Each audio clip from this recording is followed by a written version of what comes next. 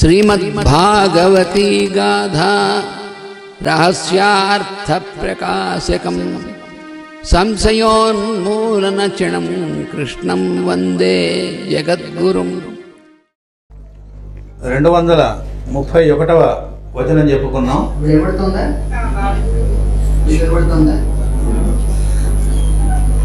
తర్వాత 232వ పద్యం. కనక సౌధములపై గౌరవ కాంతలు కుసుమ వర్షంబులు గోరి కురియ మౌక్తిక దామ సమంచిత ధవళాతపత్రంబు విజయుండు వట్టుచుండ నుద్ధవ సాత్యకులుత్సాహవంతులై రత్నభూషిత చామరములు వీవ గగనాంతరాళంబు గప్పి కాహళభేరి పటహ శంఖాది శబ్దములు మురయ సకల విప్రజనులు సగుణ నిర్గుణ రూప భద్రభాషణములు వలుకుచుండ భువన మోహనుండు పుండరీకాక్షుండు పుణ్యరాశి హస్తిపురము వెడలే.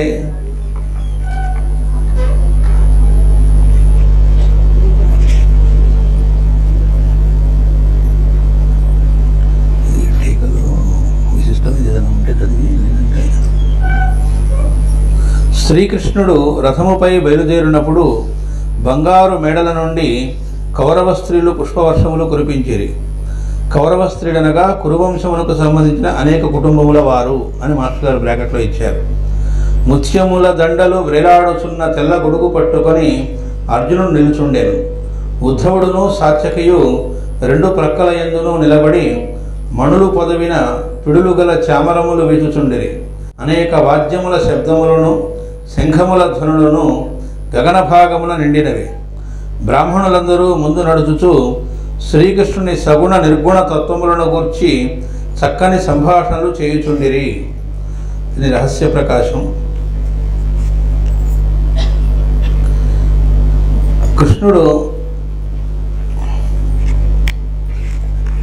కృష్ణుడెక్కిన రథము ఉత్సవముగా నూరేగుచు నడిచినది. రథమున అర్జునుడు ఒక ప్రక్క నిలబడి కృష్ణునకు ముత్యాల గొడుగు పట్టి నిలిచెను. ఉద్ధవుడు సాత్యకియు రతనాల పిడులు గల చామరములు వీచుచుండేది. రథమునకు ముందు కాహళలు భేరికలు పటహములు శంఖములు వాద్యము చేయుచు కొందరు నడువగా వాద్య శబ్దములు ప్రతిధ్వనించినవి. మెడల మీద నుండి కురువంశకాంతలు పుష్పవర్షము కురిపించుచుండిరి. బ్రాహ్మణులు సగుణ నిర్గుణ రూపములైన దైవస్థుతులు పాడుచు రథముల వెంట నడిచిరి. ఇందులో సగుణ నిర్గుణ రూపములైన అనే మాట వాడారు. అంటే పరమాత్మ గురించి మాస్టర్ గారు చెబుతూ ఉంటారు, భగవంతుడు నిర్గుణుడు కదా, సగుణుడు ఏమిటి అని. చిన్న దేవుడు పెద్ద దేవుడు అన్నట్టుగా అంటూ ఉంటారట.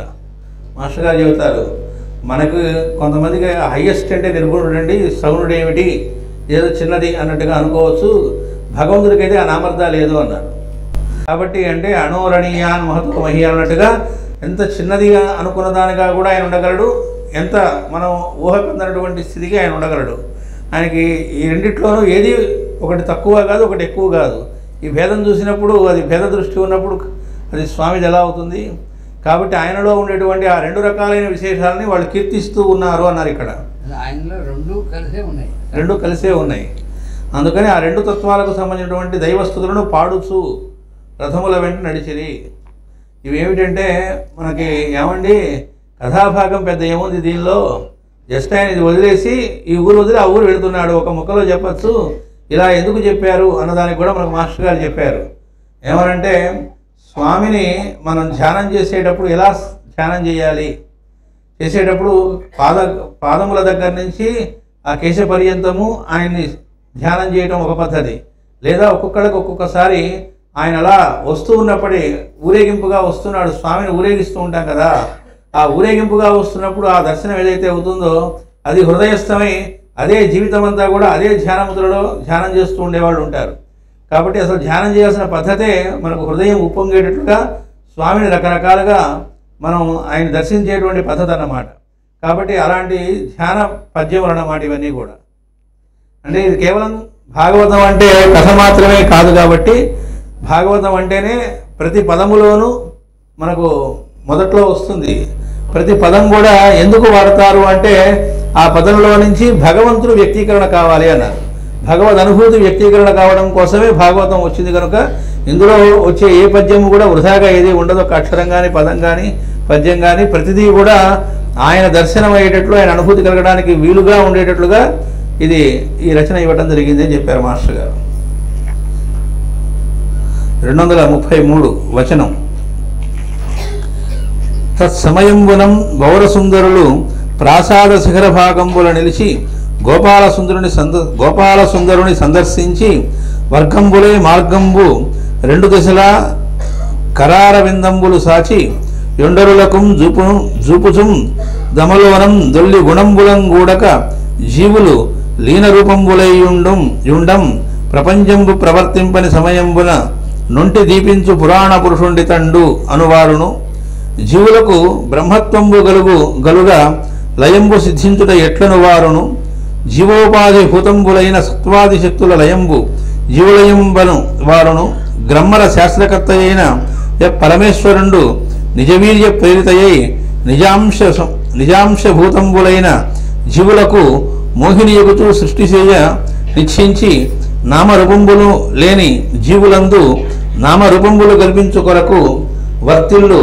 స్వమాయనంగీకరించును వారును నిర్మల భక్తి సముత్కంఠ విశేషంబుల నకుంఠితులై జితేంద్రియులకు విద్వాంసుని మహానుభావ నిజరూపంబు దర్శించులను వారును యోగ మార్గంబునం గాని దర్శింపరాలను వారును అనై మరియును రమణీ దూరముబోయ విష్ణు రథమురాదింక వీక్షింప నీ కమలాక్షుంబుడ గానలేని దినముల్ గల్పంబులైతోసు గేహములందుండగనేల పోయి పరిచర్యల్ సేయుచు నెమ్మినుందుము రమ్మ ఎననొక్క చంద్రముఖి కందర్పాసుక భ్రాంతయై.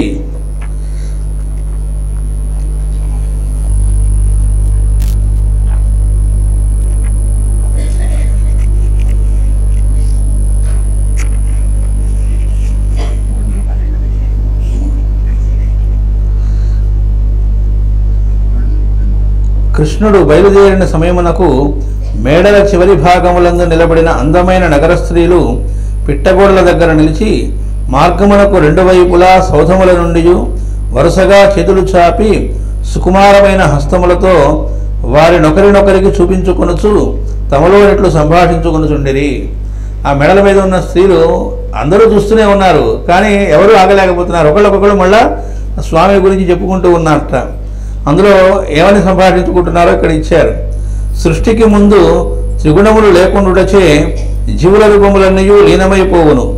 అప్పుడు ప్రపంచమున ప్రవర్తన ఉండదు. ఆ సమయమున ఒంటరిగా ప్రకాశించుచుండు శాశ్వత పురుషుడే ఈతడు. అంటే సృష్టి అనేది రాకముందు వాడు ఒక్కడిగా ఉన్నప్పుడు ఎవడైతే ఉంటాడో ఆ పురాణ పురుషుడే ఈతడు అని ఒకళ్ళు చెప్పుకుంటున్నారు, ఒకళ్ళు అంటున్నారు. జీవులకు బ్రహ్మత్వము సిద్ధించును కదా, లయం ఎట్లు కలుగును అంటే మాస్టర్ గారు బ్రాకెట్లో ఇస్తున్నారు. జీవులు భగవంతుని సర్వాంతర్యామి స్వరూపులు మరియును మోక్షసిద్ధి పొందిన వారు పరబ్రహ్మస్థితిలో నందురు కదా, వారెట్లు లీనమోదరు. ప్రళయకాలంలో కూడా హరియందు వీరు లీనముగాక ప్రకాశించుతుందరు. ఇందాక ఏమిడేమో ఎవరు లేనప్పుడు అన్నది, ఇంకొక ఏమిటంటే లేకపోవడం ఏమిటి, అందరూ కూడా ఆయన స్వరూపాలే కదా, జీవులుగా వచ్చింది కూడా ఆయనే కదా, కాబట్టి లేకపోవడం ఉండదు, ఆయనలో వాళ్ళు కూడా అంతర్లీనమై ఉంటారు అని ఇంకొక ఆవిడ అంటోంది. జీవులకు నిలబడుటకు ఆధారము శరీరము, దానికి కావలసినది అస్తిత్వము మొదలగునవి. ఇవే సత్వరజస్తమస్సులు మున్నగు శక్తులు. ప్రళయమున నివి లీనమగును, దానినే జీవులు లీనమగుట అందరూ. ఇక్కడ మాస్టర్ గారు బ్రాకెట్లో కూడా చెబుతున్నారు. చెప్పడానికి ముందు ఇంకొక ఆవిడ అంటోంది, ఒకళ్ళది మించి ఒకళ్ళు చెబుతున్నారు. మూడావిడ ఏమంటోందంటే లీనమవటం అంటే అర్థం జీవులు లీనమవటం అని కాదు, వాళ్ళలో ఉండే సత్వరజస్తమో గుణములు మన శక్తులు అవి లీనమవుతాయి. అంటే అవన్నీ కూడా ఆ లక్షణాలు మనం ఆ గుణాలు ఉంటేనే కదా మనం ప్రవర్తించడం. ఈ ప్రవర్తన అనేది ఉండదు కాబట్టి అది లీనమయ్యేది అని అంటోంది. దాని గురించి మళ్ళీ మాస్టర్ గారు బ్రాకెట్లో ఇస్తున్నారు. సృష్టి అనగా త్రిగుణములు మొదలుగున్నవి ఉద్భవించి వాని యందు లోకములు, శరీరములు, మనస్సు, ఇంద్రియములు మొన్నగునవి వికసించి ఇన్నిటిలోనూ దేవుడుండుటనే జీవులుండుట అందరు. ఇవి పోయినప్పుడు దేవుడుండుటనే లయమందరు. అంటే ఇవి ఏవైతే ఈ సృష్టి రూపంలో ఆయన త్రిగుణాలని మిగతా అన్నింటినీ సృష్టించాడో, ఈ లోకాలని, శరీరాలని, ఇంద్రియాలని, ఇవన్నీ కూడా ఇవన్నీ విప్పారడం, అదే సృష్టిగా రావటం అన్నారు. ఈ విప్పారడం అనేటువంటిది ఏదైతే ఉందో వికసించి అప్పుడు ఇన్నిట్లో కూడా ఇన్నిటిగా వచ్చింది కూడా ఎవరు? స్వామియే. అలా ఉండడాన్నేమో అలా వచ్చినటువంటి స్వామిని జీవుడు అంటున్నాడంట. అంటే ఇప్పుడు ఇన్ని రూపాలుగా మనం ఇక్కడ కనబడుతున్న వాళ్ళందరినీ కూడా స్వామే, కానీ ఇక్కడ స్వామిని పిలవట్లేదుగా, మనం రకరకాల పేరుతో పిలుస్తున్నాం, జీవులను పిలుస్తూ ఉన్నాం. అయితే ఇవి పోయినప్పుడు, అంటే ఇలాంటి రూపాలుగా లేనప్పుడు ఆయన ఏమంటారంటే ఆయనే దేవుడు అంటారట. అది దాన్నే లయం అంటారట. అప్పుడు ఉండే స్థితి లయం అంటారు అని ఒకళ్ళు అంటున్నారు. ఇక నాలుగో వాళ్ళు, సృష్టి జరుగుతున్నప్పుడు దేవుడి శక్తిచే ప్రేరేపింపబడి వాని అంశలకు మాయ వ్యాపించును, అదే సృష్టి చేయకూరును. అంతవరకు నామములు రూపములు లేని జీవుల యందు వారిని కల్పించును, దానిని అతడు అంగీకరించును. ఈ మాయ వలననే జీవులకు సమస్త శాస్త్రములు భగవంతుని నుండి భాషించును, కనుక శాస్త్రకర్త కూడా అతడే. ఇంకొకళ్ళు ఏమంటున్నారంటే ఈ సృష్టి జరగడం కోసం దేవుని శక్తిచే ప్రేరేపింపబడి ఆయన అంశతో మాయ అనేటువంటిది వ్యాపిస్తుంది. ఆ మాయ కోరటం వల్ల సృష్టి చేయాలని ఆవిడ కోరుతుందిట. దాంతో అప్పటిదాకా ఈ నామాలు రూపాలు లేనటువంటి స్థితిలో ఉన్న జీవులు కాస్త అవన్నీ ఉండేట్టుగా జీవులు కల్పింపబడటం అనేది జరుగుతోంది. దానికి ఆయన అంగీకారం ఉంటుందిట. మాయ కోరగా ఆయన అంగీకరిస్తాడట. దానివల్లనే ఇవన్నీ ఏర్పడతాయిట. ఈ ఏర్పడటంలో కేవలం జీవులే కాదు, ఈ మాయ వలనే జీవులకు సమస్త శాస్త్రములు భగవంతుని నుండి భాషిస్తున్నాయి. శాస్త్రాలు కూడా అట్లా వస్తున్నవే అని చెబుతున్నారు. కాబట్టి శాస్త్రకర్త కూడా అతడే. మామూలుగా ఈ శాస్త్రం ఈయన ద్వారా వచ్చింది, ఈ యోగ శాస్త్రం పతంజలి ఇచ్చాడు, ఫలానాది ఈ శాస్త్రం ఆయన ఇచ్చారు అని లోక వ్యవహారాల్లో మనం చెప్పుకున్నప్పటికీ, అంటే అవన్నీ కూడా భగవంతుడి అవతారాలే. కానీ నిజానికి శాస్త్రకర్త ఎవరు అంటే పరమాత్మయే. ఆ పరమాత్మ శాస్త్రకర్త ఎవరో అతడే ఇతడు, అది వాళ్ళు చెప్పుకుంటుంది అక్కడ. కాబట్టే మాస్టర్ గారు ఒక మాట చెప్పారు, అవతారము అంటే ఏమిటి అంటే తరహా లేనివాడు అని చెప్పారు ఒక చోట మాస్టర్ గారు. ఇది ఈయన తరహా అని చెప్పడానికి వీలులేనటువంటి పరమాత్మ. ఇప్పుడు ఇన్ని తరహాలు చెప్పుకుంటూ ఉన్నా ఇవన్నీ నిజమే, కానీ ఇది మాత్రమేనంటే కాదు. అన్నీ అంతే కానీ అన్నీ ఆయనే, కానీ ఇది కాదు. కృష్ణావతారంలో ఉంటాడు విశిష్టత. అందులో మనం చూస్తే ఆయన ఎవరితో ఎలా మాట్లాడతాడు, ఎవరితో ఎలా ప్రవర్తిస్తాడు అని చూస్తే ఏమేమి ఆయన తీరేవాడు ఎవరు తెలియదు. కానీ ఆయన చెప్పి తనకు తరహా అంటూ ఉండదు. తన తరహా ఒక తరహా ఉన్నటువంటి వాడు పరమాత్మ సిద్ధం ఉన్నటువంటి వాడు కాదు. జీవుల్లో వచ్చినప్పుడు ఎవరి తరహా వాళ్ళకు ఉంటుంది, కానీ పరమాత్మకి ప్రత్యేకమైన తరహా ఉంటుంది. కానీ ఉన్నట్టుగా ఉంటాడు. అందుకని ఎవరికి వాళ్ళకి వాళ్ళ మనసు దర్శనం వచ్చినట్టుగా ఆ రకంగా అనుకుంటారు. ఇప్పుడు ఇవన్నీ ఎగ్జాంపుల్ అనమాట. ఈ నలుగురు ఐదుగురు మాట్లాడేటువంటిది ఎవరి దర్శనం వాడిది. కానీ ఆయన మాత్రం ఏమిటంటే ఆయన అన్నీ అవును అన్నీ కాదు, అది ఆయన మాట్లాడడం. ఇంకా ఏంటంటే ఇక్కడ ఆ తరహా పోగొట్టడానికే మనం చేసుకునే ప్రయత్నం అంతా. కాబట్టి ఆయనకి తరహా అంటగట్టడం ప్రయత్నం చేయటం కుదరదు. ఇక్కడ ఇంకోటి శాస్త్రకర్త అంటంలో ఉద్దేశం ఏమిటంటే మనం కొన్ని శాస్త్రాలు అనేటువంటివి ఏర్పాటైన తర్వాత వీటి ప్రకారం ఆయన ఉన్నాడా లేదా అని కొలిచి మాస్టర్ గారు చెబుతారు. మీటర్ బద్ద తీసుకొని టేప్ తీసుకొని కొలిచినట్టుగా చేసి ఈ శాస్త్రం ప్రకారం ఉంటేనే నేను అంగీకరిస్తాను దేవుణ్ణి, దీని ప్రకారం ఉంటేనే అని ఒకటి అద్వైతం అని ద్వైతం అని రకరకాల పేర్లు పెట్టుకొని శాస్త్రాలు అనుకుంటూ అవన్నీ కూడా పెద్దలందరూ కూడా మాస్టర్ గారు కానీ యతుల వారు కానీ లేకపోతే కంచి పరమాచార్య స్వామి గారు వాళ్ళందరూ చెప్పిందంటే సాధనలో అవన్నీ రకరకాల స్థితులు సిద్ధి తప్ప అద్వైతం అనేది సిద్ధి అని చెప్పారు. అసలు మిగతావి సాధనలు అని చెప్పారు. అని చెప్పారు శాస్త్రాలు వేరే కాదు అని చెప్పారు. మనం ఏం చేస్తామంటే భగవద్గీత లాంటి గ్రంథాలను తీసుకొని ద్వైతపరంగా అద్వైతపరంగా విశిష్టాద్వైతపరంగా రకరకాల వ్యాఖ్యానాలు రాసుకొని దీని ప్రకారంగా చేస్తేనే స్వామి ప్రత్యక్షం అవుతాడు, లేకపోతే ఇట్లయితేనే ముక్తి వస్తుంది, ఇలా చెప్పుకుంటూ ఉంటాం. దీనికి ఒకళ్ళు మాస్టర్ గారికి ప్రేమలేఖల్లో వస్తుంది, మనకు ఒక లెటర్ రాశారు. దానికి మాస్టర్ గారికి రిప్లైని బట్టి తెలుస్తుంది. ఏమంటే మొదటి 6 అధ్యాయాలేమో ఫలానా మంత్రానికి వ్యాఖ్యానం అని నేను అనుకుంటున్నా ద్వయ మంత్రానికి, తర్వాత ఆరేమో దీనికి, ఇంకో ఆరేమో ఇది అని చెప్పి విశిష్టాద్వైత పరంగా ఒక ఆయన వ్యాఖ్యానం అనుకున్నదాన్ని చెప్పి మీరేమంటారు అని మాస్టర్ గారిని అడిగాడు. మాస్టర్ గారు దానికి రిప్లై ఇస్తూ భగవంతుడు స్వయంగా డైరెక్ట్గా ఆయనే అనుభూతిని ఇస్తాడు తప్ప ఇంత వ్యాఖ్యానం చేయడు, అది వ్యాఖ్యానం చేసే బుద్ధి పండిత బుద్ధి స్వామిది అది కాదు అని చెప్పారు. కాబట్టి మనం అనుకునే శాస్త్రాల్లో నుంచి చూడటం కాదు, ఎందుకంటే ఆయన ఏం చేస్తే అది శాస్త్రంగా రాసుకోవాలని అర్థం అక్కడ. అందుకే కృష్ణుడు చిన్నప్పుడు ఏం చేశాడు అంటే అప్పటిదాకా వాళ్ళు ఇంద్రుడికి వాళ్ళని సంతృప్తి పరచడం కోసం యాగాలు చేస్తూ ఉండేవాళ్ళు. అది అక్కర్లేదని చెప్పి ఆయన వేరే రకంగా చేయించాడు. అయితే జనరల్గా ఏమనుకుంటామంటే ఈయన శాస్త్రానికి విరుద్ధంగా చేశాడు కాబట్టి ఇంద్రుడికి కోపం వచ్చి ఆ రాళ్ళ వర్షం కురిపించాడు అనుకుంటాం. కానీ అక్కడ ఆయన ఏం చేస్తే అది కరెక్ట్ అనే కాదు, అక్కడ మాస్టర్ గారు మనకు వ్యాఖ్యానంలో భాగవత ప్రకాశంలో 4వ భాగంలో చెప్పారు దీని గురించి. దాన్ని గవామయ యజ్ఞము అంటారట. అది వేదంలో ఉన్న విషయమే. అందుకే మాస్టర్ గారు కూడా ఏదైనా మనకు చేత చేయించేవన్నీ కూడా ఈకే గారు మొదలుపెట్టి చేయించడం ఏవి చూసుకున్నా మీకు వాటి వెనక మూలం చూసుకుంటే వేదంలో ఉంటుంది. తెలియని వాళ్ళు ఏమనుకుంటారంటే ఈయన విప్లవము రెవల్యూషనరీ అసలు ఉన్నది కాకుండా వేరే తీసుకొచ్చారు, వేరే తీసుకురావడం కాదు, అసలు ఏదో అది మనకు తెలియజేయడం. అందుకని వాళ్ళు అసలు తెలియడం పోయి చాలా తరాలు అయిపోయింది కాబట్టి ఇది వస్తుంది. ఇది కాక మధ్య మధ్యలో రకరకాల వాళ్ళు అటు ఇటు రకరకాల ప్రాంతాల నుంచి ఎవడెవడో తెచ్చిపెట్టినవి ఈ గ్రీకు సాంప్రదాయాలని అవన్నీ ఇవన్నీ వచ్చిన తర్వాత ఏమవుతుంటే అసలు ఇదే శాస్త్రం అనుకుంటాం. ఇప్పుడు చూడండి, ఎవరన్నా పిల్లవాడు పుట్టినటువంటి వాడు తండ్రి చూడాలంటే నూనె చూడాలంటే నూనె మయం మంది కాదు నాకు మాస్టర్. ఈ నూనె మొహాలు ఇవన్నీ మన దగ్గర లేదు, గ్రీకు నుంచి వచ్చినాయి అన్నారు. కానీ ఇప్పుడు ఎవరు చెప్పినా ఒప్పుకోరు, నూనె చూడాల్సిందే లేకపోతే. అలాగే వాడు పుట్టినట్టు నక్షత్రం వాడి నక్షత్రం అయితే గణం అంటాడు. అంటే పెద్దవాడు కృష్ణుడేనా? కృష్ణుడు రోహిణి నక్షత్రం పుట్టాడు కాబట్టి వాడు అన్ని పిశాచాలు అయితే వాడిని ఆయన చేశాడు. ఈ పుట్టినటువంటి వాడు పిశాచాలను వాటి ఆయన చేయగలడు. అంటే ఎవరి కామన్ సెన్స్ లేనటువంటిది ఎవడెవడో చేయనటువంటిది అవన్నీ పెట్టి మళ్ళీ అది శాస్త్రం అంటుంటారు అనమాట. అంతా మాస్టర్ అవన్నీ ఖండితం అంటే ఏం చేయలే, అసలు విషయం కూడా చూపించారు. ఖండనం అంటే మాస్టర్ ఆర్గ్యుమెంట్ చేసి ఖండించి ఖండనం అడిగా చేసింది. అసలు మూలమైన ఏం చెప్పారో చూపించారు. దానికంటే భిన్నమైన కాబట్టి మనం ఫాలో అవుతూ ఉంటారు. అందుకే అవతారమూర్తులుగా ఎవరొచ్చినా కూడా వాళ్ళ ప్రవర్తన ద్వారా అసలేం చేయడం తెలియజేస్తారు. అంటే వాళ్ళు చెప్పింది శాస్త్రం, అంటే వాళ్ళు చెప్పింది అంటే నేనేం చెప్తే అదే శాస్త్రం అని కాదు, శాస్త్రం అని శాస్త్ర విరుద్ధం కాదు, అది అసలు శాస్త్రం వాళ్ళదే. కాబట్టి కృష్ణుడు ఏం చేశాడు, వాళ్ళని ఆకలిస్తుందంటే అక్కడ యజ్ఞాలు చేస్తున్న వాళ్ళ తల్లు దగ్గరికి వెళ్ళి పట్టండి అన్నాడు. మామూలుగా ఏంటి ఎట్లాంటి శాస్త్రం అంటారు, నైవేద్యం పెట్టకుండా అందులో యజ్ఞం. అది ఇక్కడ ఇంత మాట్లాడుకుంటున్నా మనం ఒక యజ్ఞం మొదలుపెట్టిన చోట ఎవరైనా అవసరమైతే ఇవ్వగలమా?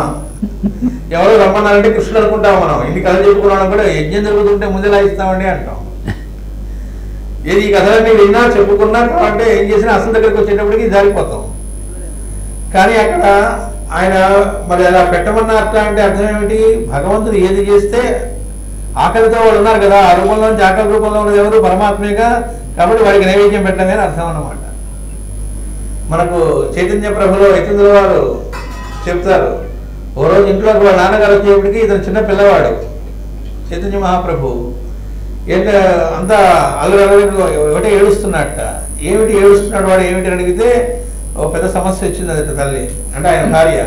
ఏమిటి అంటే పక్కింట్లో పెద్దవాళ్ళు ఎవరో ఏదో వ్రతం చేసుకుంటున్నారు, వాళ్ళు ముందు దానికి వచ్చి నమస్కారం చేసి నైవేద్యం పెట్టమని గొడవట. ఇది ఎలా అడుగుతాను నేను వెళ్ళి వాళ్ళ ఇంట్లో పూజ చేసుకుంటూ వ్రతం చేసుకుని ఉంటే అది ఆపేసి వచ్చి అది ఈయనకి నైవేద్యం కాబట్టి ఈయన ఆశీర్వచనం తీసుకోవాలి వాళ్ళు. వీడు ఒకటే ఏడుస్తున్నట్ట. ఇది ఏంటి ఎలా చెప్పటము అని సరే వెళ్ళి చివరికి తప్పలే ఒకటే ఏడుస్తుంటే తట్టుకోలేక చెప్పారట. అది వాళ్ళంతటి మహాపురుషులు చూడండి, వాళ్ళు ఆనందంగా వచ్చారట. అక్కడ ఉంది అసలుది. వాళ్ళు ఆనందంగా వచ్చి సాష్టాంగ నమస్కారం చేసి నివేదించారట. కొంత తీసుకొని కొంత మహాన కొట్టాట. ఓకే పోండి ఆశీర్వదిస్తున్నాను అని. ఇంకే మహాన కొడితే ఏమనుకుంటారో తల్లి భయపడిందిట, వాళ్ళు ఏమనుకోలే. కాబట్టి పరమాత్మ ఏం చేస్తే అది శాస్త్రం అంటే అర్థం, ఆయన ఏం చేస్తే అది శాస్త్రం రాసుకుంటారు కదా. నిజమైన శాస్త్రం ఏదో అది మనకు వాళ్ళు రకరకాలుగా మళ్ళీ మనకు తెలియజేస్తూ ఉంటారు. అందుకని ఒక్కొక్కళ్ళకి ఒక్కొక్క దర్శనం ఇది. అందువల్ల శాస్త్రకర్త కూడా అతడే. నిర్మల భక్తి యందు ఆవేశము కలిగినచో కుంటువడని పరిపూర్ణ జీవలక్షణం ఏర్పడును. అట్టి జీవులు జితేంద్రులే విద్వాంసులగుదురు, వారి మహానుభావుని రూపమును దర్శింతురు. ఇక్కడ నిర్మల భక్తి యందు ఆవేశము కలిగినచో అన్నారు. ఇక్కడ ఆవేశం అంటే మనం అనుకునే ఆవేశం కాదు, మళ్ళీ జాగ్రత్త పడాలి. ఆ పదం రకరకాలుగా వాడుతూ ఉండడం వల్ల ఎమోషన్ గురించి చెప్పినటువంటిది కాదు, ఇది డివోషనే. అందులో భక్తి ఆవేశము అంటారు, అది వేరు. పరిపూర్ణ జీవలక్షణం ఏర్పడను అన్నారు. అక్కడ కుంటుపడని అన్నారు. మాస్టర్ గారు చెప్తారు అసలు వైకుంఠము అంటే ఏమిటి అంటే కుంటుపడని ఉత్సాహం కలిగినటువంటి వారు. అంటే అది కాసేపు ఉండేది కాసేపు పోయేది కాదు ఆ ఉత్సాహం. అందుకే మనకు మాస్టర్ గారు నారద భక్తి సూత్రాల్లో కూడా భక్తుల లక్షణాలు చెబుతూ నా ఉత్సాహి అంటారు. అంటే ఆయనకు ఉత్సాహం ఉండని వాడు భక్తుడు అన్నారు. అదేంటంటే కొత్తగా ఉత్సాహం ఉండదుట, ఎప్పుడూ ఉత్సాహంగానే ఉంటారు. ఆంజనేయ స్వామి కాసేపు నిరుత్సాహంగా ఉండడం, కాసేపు ఉత్సాహంగా ఉండడం అన్నది ఎప్పుడూ లేదు. వాళ్ళు ఎప్పుడూ ఉత్సాహంగానే ఉంటారు. కాబట్టి అట్లాంటి కుంటుపడని స్థితిలో అలాంటి ఉత్సాహం ఏదైతే ఉందో అలాంటి వాళ్ళు జితేంద్రులైన విద్వాంసులు. ఇంకోండి ఎప్పుడు ఉత్సాహంగా ఎందుకుంటారంటే మనకి మామూలుగా ఉత్సాహం లేని టైము ఉత్సాహం ఉన్న టైం ఉంటాయి కదా, వాడు ఎప్పుడు ఉత్సాహంగా ఎందుకుంటాడంటే ఉత్సాహం లేకపోవడం అటువంటిది ఒక క్షణం కూడా ఉండదు. అందుకని ఎప్పుడు ఉత్సాహంగా ఉంటాడు. మనకు అర్థం కాదు ఎప్పుడు ఎలా ఉత్సాహంగా ఉంటాడు, ఎప్పుడు నవ్వుతూ ఎలా ఉంటారంటే గట్టిగాను అన్నట్టుగాను. ఎప్పుడు హాయిగా ఎందుకు ఎలా ఉంటారు. ఇక్కడ ఏం చెబుతున్నారంటే వాళ్ళని జితేంద్రులే విద్వాంసుల కుదురు అన్నారు. దాన్ని విద్వాంసులు అంటారు. విద్యను ఎరగడం అంటే అర్థం అది. అంటే పరమాత్మ అనుభూతిలో ఉండడమే నిజమైన విద్య. భగవద్ అనుభూతిని కలిగించినది ఏది విద్య కాదు. ఎప్పుడు ఆ ఉత్సాహస్థితిలో ఉండడం దాన్నే విద్య అంటారు. అలాంటి విద్వాంసులు అంటే వారి మహానుభావుని రూపమును దర్శించరు. అంటే వాళ్ళు మాత్రమే ఆయన దర్శించగలరు అంటున్నారు. మనకు మొదలజాలలో కూడా మాస్టర్ గారు చెబుతారు, ఆ కృష్ణుడు అలా ద్వారకా నగర వీధుల్లో ఆయన నడయాడుతూ వస్తూ ఉంటే పూర్ణిమ వెన్నెల్లో రకరకాలుగా దర్శించారు అక్కడ కూడా అందరూ. కానీ అక్కడ ఆయన ఏం మాట్లాడతారో ఆయన్ని దర్శించడం స్థాయిని చెప్తూ 3 రకాల స్థాయిల గురించి చెప్పారు అక్కడ. మనం వాసుదేవ నారాయణ చెప్పుకునే 3 రకాలైన ఏమున్నాయో ఆ 3 రకాల వ్యూహములకు సంబంధించి 3 రకాలుగా ఆయన ఎలా ఉంటారు, ఈ 3 రకాల్లో ఒక్కొక్కరు ఎంతవరకు దర్శించగలరు, నారదాదులు కూడా కొంతవరకు దర్శించగలరు రాశారు దానిలో. నారదాదులకే లేనిది ఇంకా మిగతా మాట్లాడుకునేది ఏముంటుంది. ఆయనది పూర్తిగా ఆ అయిందండి మొత్తం తెలుసుకోలేని ఎవరు లేరని చెప్పారు. ఆ జ్వాలాపురుడు వాళ్ళు కూడా ఆ దర్శనం చేయిస్తారు ఆయనకి. ఆ తర్వాత ఆయనకి చెప్తూ ఇలా 3 రకాల స్థాయిలు ఉంటాయి. ఆయన మాట్లాడేటప్పుడు కూడా ఆయన స్థాయిలో దాన్ని అర్థం చేసుకోలేని వాడు మైత్రేయుల వారు మాత్రమే అని చెప్పారు. తర్వాత స్థాయిలో వ్యాసుడు నారదులు అని చెప్పారు. అందరూ ఒకటే స్థాయి కాదని చెప్పారు. హైయెస్ట్గా అక్కడ మైత్రేయుల వారిని చెప్పారు. అంటే ఇక్కడ చెప్పడంలో అంటే ఎన్ని రకాల స్థాయిలు వాళ్ళ ఆ స్వామి ఉంటాయి ఇంతే అనేటువంటి నియమం దానిలో ఉండేది కాదు. అలా దర్శించగలిగిన వాళ్ళు ఎవరు అంటే నిజమైన భక్తులు ఎవరైతే ఉన్నారో వాళ్ళు దర్శిస్తారు ఆయన్ని. అలాంటి విద్వాంసులు వారి మహానుభావులను దర్శించరు. ఇక 6వ వాడు ఇంకో మాట అంటున్నారు, యోగ మార్గం అవలంబించినా కానీ కేవల భక్తికి వీరి దర్శనము సాధ్యము కాదు. అసలు యోగం అండి, యోగ మార్గంలోనే స్వామి దర్శనం అవుతుంది, ఉత్త భక్తితో లాభం లేదు అని. అంటే ఇది వాళ్ళ అభిప్రాయాలు. అది సత్యమా అంటే ఇందాక చెప్పినట్టుగా అది మాత్రమే కాదు. ఎందుకంటే యోగము భక్తి 2 జోడిస్తేనే పరిపూర్ణం అవుతుంది అని చెప్పి మన అసలైనటువంటిది ఏదైతే ఉందో భక్తి యోగము అన్నారు దాన్ని. అది మళ్ళా మనకి స్థాపించి ఈ దీన్ని ఏమంటారు మన 18వ శతాబ్దం చివరిలోను 19వ శతాబ్దంలో వీటిల్లో అప్పటిదాకా కొంతమంది ఎలా ఉండేవాడంటే నేను యోగి నిండని కొంతమంది, నేను భక్తులని కొంతమంది, అంటే అసలు అదేంటో తెలియక మాట్లాడుతూ ఉండేవాళ్ళు. నిజానికి 2 కలిసి జోడించినటువంటిదే నిజమైన పరిపూర్ణమైనటువంటి యోగం అవుతుంది, ఇంటిగ్రల్ యోగా అంటారు అని చెప్పి అరవిందుల వారు అసలైన సాంప్రదాయం అంతకుముందు ఏదైతే ఉందో దాన్ని మళ్ళీ మనకి తెలియజేశారు. అంటే భక్తి యోగము జోడిస్తేనే పరిపూర్ణం అవుతుంది అని చెప్పారు. అయితే ఇక్కడ ఇదేంటండి మరి అంటే ఇది వాళ్ళ అభిప్రాయం. చూస్తున్న వాళ్ళు ఒక్కొక్కళ్ళు ఒక్కో రకంగా దర్శిస్తున్నారు. తప్ప అంటే ఎవరిది వాళ్ళకి కరెక్ట్, కానీ అది మాత్రమే కరెక్ట్ కాదు, అంతటితో కంప్లీట్ అనేది కాదు అని మాస్టర్ గారు అందుకే సత్యము అసత్యము కలిస్తే అసలైన సత్యం అన్నారు. అంతేగాని ఇది సత్యము ఇది అసత్యము అని చెప్పాలి. 2 కలిస్తే అసలైన ట్రూత్ అని చెప్పారు. దీని రహస్య ప్రకాశం చూద్దాం 233. ఆ బాట దాటిరాగా నగర వీధులలో పౌరకాంతులు మెడల మీద కృష్ణుని చూచుటకు త్రొక్కు కొలుచు వరుసలలో నిలబడి బాటకు 2 వైపుల మెడలపై నుండి స్త్రీల నమస్కార ముద్రలు తోరణములై నిలిచాను. మనం ఒక్కసారి దాన్ని భావిస్తే అందరిలా నమస్కార ముద్రలు పెట్టున్నారట. అదంతా చూస్తే ఎలా ఉందంటే ఒక తోరణంలాగా ఉందిట. కొందరు స్త్రీలు చేతులు చాపి కృష్ణుడు చూపుతూ సంభాషించుకొనిచుండరి. అదిగో అలా చూపెడుతూ మాట్లాడుతూ ఉన్నారట. జీవులందరూ త్రిగుణములను చేరకుండా ప్రళయమును లీనమై ఉన్నప్పుడు ఇతని యందు నడుచురు. అప్పుడుండు వాడితడే. ఇతడుండగా జీవులకు ప్రళయమున లయమెట్లు కలుగును. జీవులకు ఆధారమైన శరీరము మనస్సు బుద్ధి లయముకుటయే జీవుల లయము. ఇతనిచే ప్రేరేపింపబడి ఇతని శక్తియకు మాయయే జీవుల యందు నామరూపములు కల్పించును. మాయ వలననే శాస్త్రములన్నీ వీరి నుండి సృష్టిలోనికి వెలువడను. ఈ మాయ ఇతని అంగీకారము లేనిచో పనిచేయదు. నిర్మల భక్తి కలిగినప్పుడే విద్వాంసులకైనను జితేంద్రియత్వము సాధ్యమగును. ఆ భక్తికి అతడు ఆధారము. భక్తిచే వారందరూ ఇతనిని దర్శింతురు. ఆ భక్తికి ఆధారం ఎవరు? ఇంతకీ భక్తి కలిగిందిట అంటే అది కూడా ఆధారం ఆయనే. ఇదే మనకు ధ్రువోపాఖ్యానంలో ధ్రువుడు బయలుదేరి నారాయణుని తపస్సు చేద్దామని బయలుదేరి వెళుతూ ఉంటే నారదుడు ఆపుతాడు. ఆపి ఏమై తపస్సుకని బయలుదేరుతున్నావు, నువ్వు రోషపడి అవమానం పడ్డాను, నా తండ్రి యొక్క తొడ మీద నన్ను కూర్చోడానికి సవతి తల్లి అంగీకరించలేదు అని ఒక రకమైనటువంటి రోషంతో పంతంతో నువ్వు బయలుదేరి తపస్సు చేస్తున్నావు. రోషము పంతంతో ఉన్నవాడి పరమాత్మ సాక్షాత్కారం ఎలా కలుగుతుందో అడుగుతాడు. ఈయన ఎన్ని రకాలుగా చెప్పినా కూడా అతనిలో ఆ ఉత్సాహం ఏం తగ్గలే. అతను ఏదైతే ఏ లక్ష్యం కోసం వెళ్తున్నాడో అది ఎక్కడ కుంటూ పడని ఉత్సాహం అన్నారే, అది కనబడింది. అక్కడ మాస్టర్ గారు రాస్తారు, మామూలు వాడైతే దాన్ని అర్థం చేసుకోలేడు, జగదాచార్యుడు కనుక ఆయన అసలైనటువంటి అందరికీ ఆచార్యత్వం వహించినటువంటి వాడు కాబట్టి నారద మహర్షి ఇతని సంకల్పం కాదు, ఇతనిలో నుంచి ప్రేరేపిస్తోంది నారాయణుడే. అంటే అర్థం ఏమిటి, ఆయన గురించి చేయాలనేటువంటి సంకల్పం కలగాలన్నా అది చేయాలన్నా కూడా లోపల ఆధారం ఎవడవుతున్నాడు అంటే ఆయన అయితేనే అని దర్శించి అప్పుడు ఆయన ఆ ద్వాదశాక్షరి మంత్రాన్ని ఉపదేశించి తపస్సు ఎలా చేసుకోవాలో ఆ విధానాన్ని ఇచ్చాడు అని చెప్పారు. అసలు నారదునికి కూడా మనకు పూర్వజన్మ వృత్తాంతంలో మాస్టర్ గారు చాలాసార్లు అనేక ప్రసంగాల్లో చెప్పింది ఏమిటి, అక్కడ వాళ్ళు అర్ధరాత్రి దాకా మాట్లాడుకుంటూ ఉన్నప్పుడు అర్ధరాత్రి ఎప్పుడో చూస్తే ఆ పిల్లాడు నిల్చొని అలా వింటూ ఉన్నట్ట. అరే ఈ పిల్లవాడు ఇప్పటిదాకా నిలబడి వింటూ ఉన్నాడు ఏమిటని పిలిచి, ఏంటైనా ఇప్పటిదాకా ఇలాగే ఉన్నావు, అలా నిలబడి ఉన్నావు, కాళ్ళు నిపులు పుట్టలేదా అంటే, మీరు చెప్పేదాకా నేను నిలబడి ఉన్నాను నాకు గుర్తులేదండి అన్నట్ట.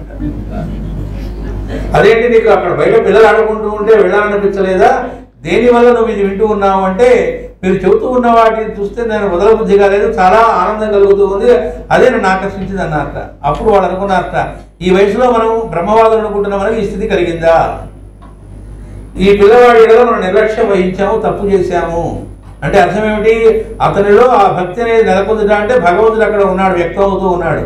దాన్ని వాళ్ళు దర్శించారు. వాళ్ళు బ్రహ్మవాదులు కాబట్టి వెంటనే సర్దుకొని కాబట్టి అందుకే ఆయనకు ఉపదేశం చేస్తే వితిన్ 24 hours విష్ణుపాసన అయిపోయింది. ఆ తర్వాత వెంటనే వాసుదేవోపాసన మామూలు కాదని చెప్పారు, అది కూడా వెంటనే వెంట పట్టింది. అంటే అర్థం ఏమిటి, పరమాత్మ తలుచుకుంటేనే ఎవరికైనా ఇది కాబట్టి అని మనమే లేదు అని కాదు, మన ప్రయత్నం ఎలాగో జరుగుతూ ఉండాలి. కానీ భక్తి పుట్టిందిట అంటే మాత్రం దానికి ఆధారం కూడా స్వామి అని ఇక్కడ చెబుతున్నారు. భక్తిచే వారందరూ దాన్ని దర్శించరు, అలా పుట్టించిన భక్తితో ఆయన దర్శించగలుగుతారు. మళ్ళా కాదు యోగాభ్యాస మార్గమున కానీ ఇతరుని సత్యముగా దర్శించడం సాధ్యము కాదు. ఇంకో కాబట్టి దాన్ని ఖండించింది. అప్పుడు జరుగుతుంది ఏంటో 234వ పద్యంలో చూద్దాం.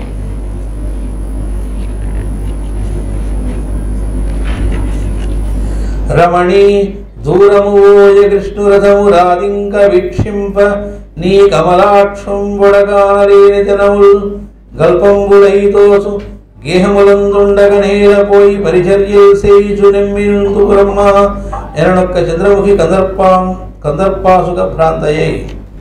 చదివాం ఇది 234. తర్వాత తరుణి యాదవరాజుగాడితడు అది తర్వాత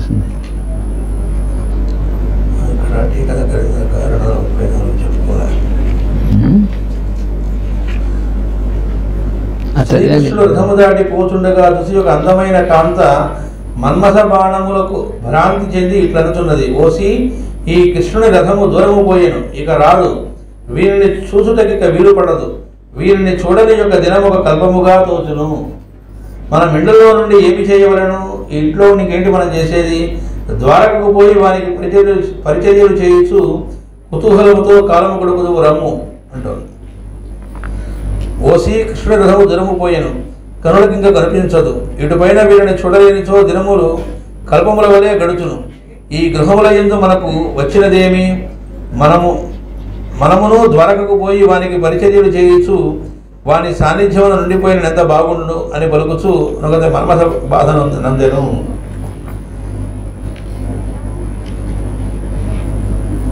తరుణి యాదవరాజుగాడితడు వేద వ్యక్తుడై యొక్కడై వరుస లోక భవస్థితి ప్రళయముల్ వర్ధిల్లగాజేయు దుస్తర లీలారతుడైన ఈసు ఇతనిన్ దర్శించిదిం పుణ్యభాసురనేనంచు నటించెనొక్కత మహాశుద్ధాంతరంగంబునన్. ఒకత పరిశుద్ధమైన హృదయమున ఇట్లనుచున్నది, ఓసి ఇతడు యాదవరాజు కాడు, సృష్టి స్థితి లయములు ప్రవర్తింపజేయు లీలయందు క్రీడించు వేదస్వరూపుడకు ఈశ్వరుడు. ఇతడిని దర్శించుట నా పుణ్య విశేషమనుచు సంతోషముతో నృత్యము చేశాను. రహస్య ప్రకాశం. ఓసి, ఇతడు యాదవరాజు కాదు, వేదముల యందు వర్ణింపబడిన వాడై సృష్టి స్థితి లయములు ప్రవర్తింపజేయు కాలాత్మకుడైన యొకడుగా నాకు దర్శనమిచ్చాను అని ఒక కాంత పరిశుద్ధ హృదయము కలిగి ధ్యానమును మునిగాను.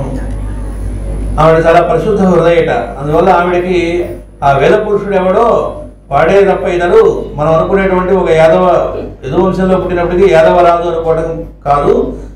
ఎవడైతే ఈ సృష్టి స్థితి లయాలన్నింటినీ కూడా కారణభూతులవుతున్నాడో, ఈ కాలబంధం కూడా ఎవడి స్వరూపంగా వ్యక్తమవుతూ వస్తుందో అతడే ఇతడు నాకు దర్శనం అయింది అని ఆవిడ ధ్యానంలో మునిగిపోయింది. మిగతా వాళ్ళు విరహ వేదన పడుతున్నారంటే ఆయన లేడనేటువంటి భావంలోకి వెళ్ళారు, కానీ ఆవిడ లేడనే భావంలో లేదు. అంటే రెండూ మనకు అక్కడే చూపెడుతూ ఉన్నారు అన్ని రకాల స్థితిలో వాళ్ళని.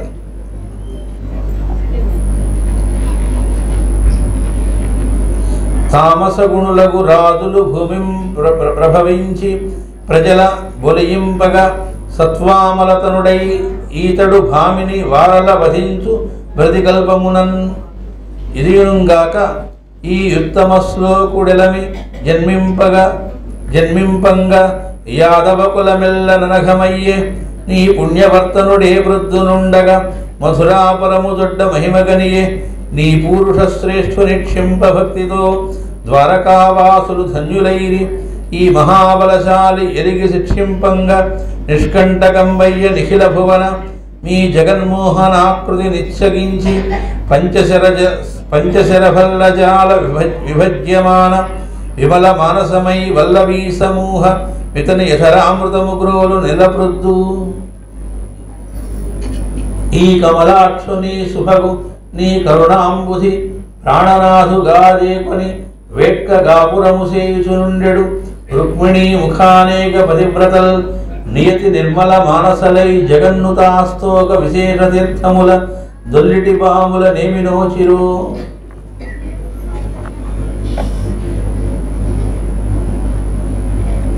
తమోగుణ ప్రధానుడైన రాజులు భూమిపై పుట్టి ప్రజలను బాధపెట్టుచుండగా ఇతడు సత్వగుణ శరీరమున జన్మించి వారిని వధించును.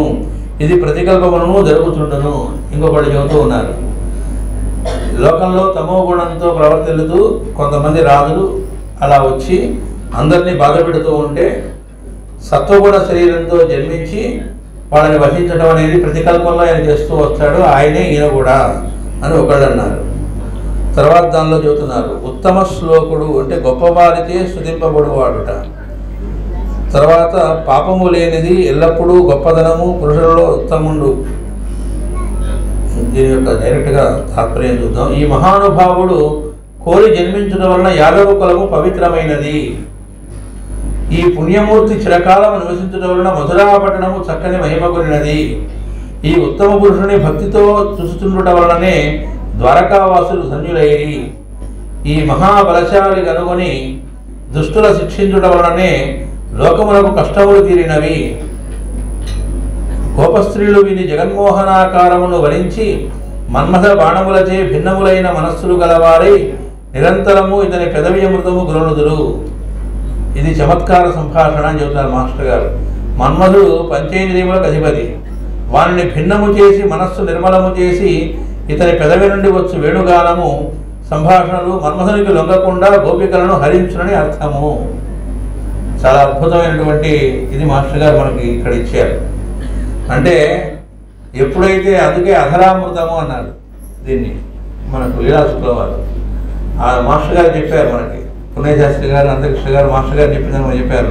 అధరామృతము అంటే మామూలుగా ఈ పదవి నుంచి అనేది కాదు, ధర అంటే భౌతికమైనటువంటి స్థితికి సంబంధించింది అని.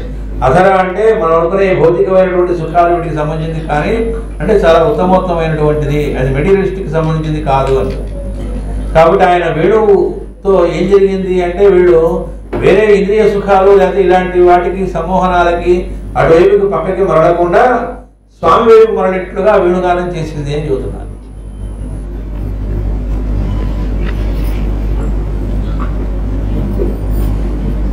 ఇతడు జన్మించుట తామసుగుణము బలిచిన రాజులు భూమిపై ఎక్కువై ప్రజలను బాధించిరి. అట్టి దుర్మార్గులను వధించుటకై ఈ మహానుభావుడు అవతరించానని ఒకటి వివరించాను. ఇతడు జన్మించుట వలన యాదవ కులమునకు ఘనత చేకూరెను.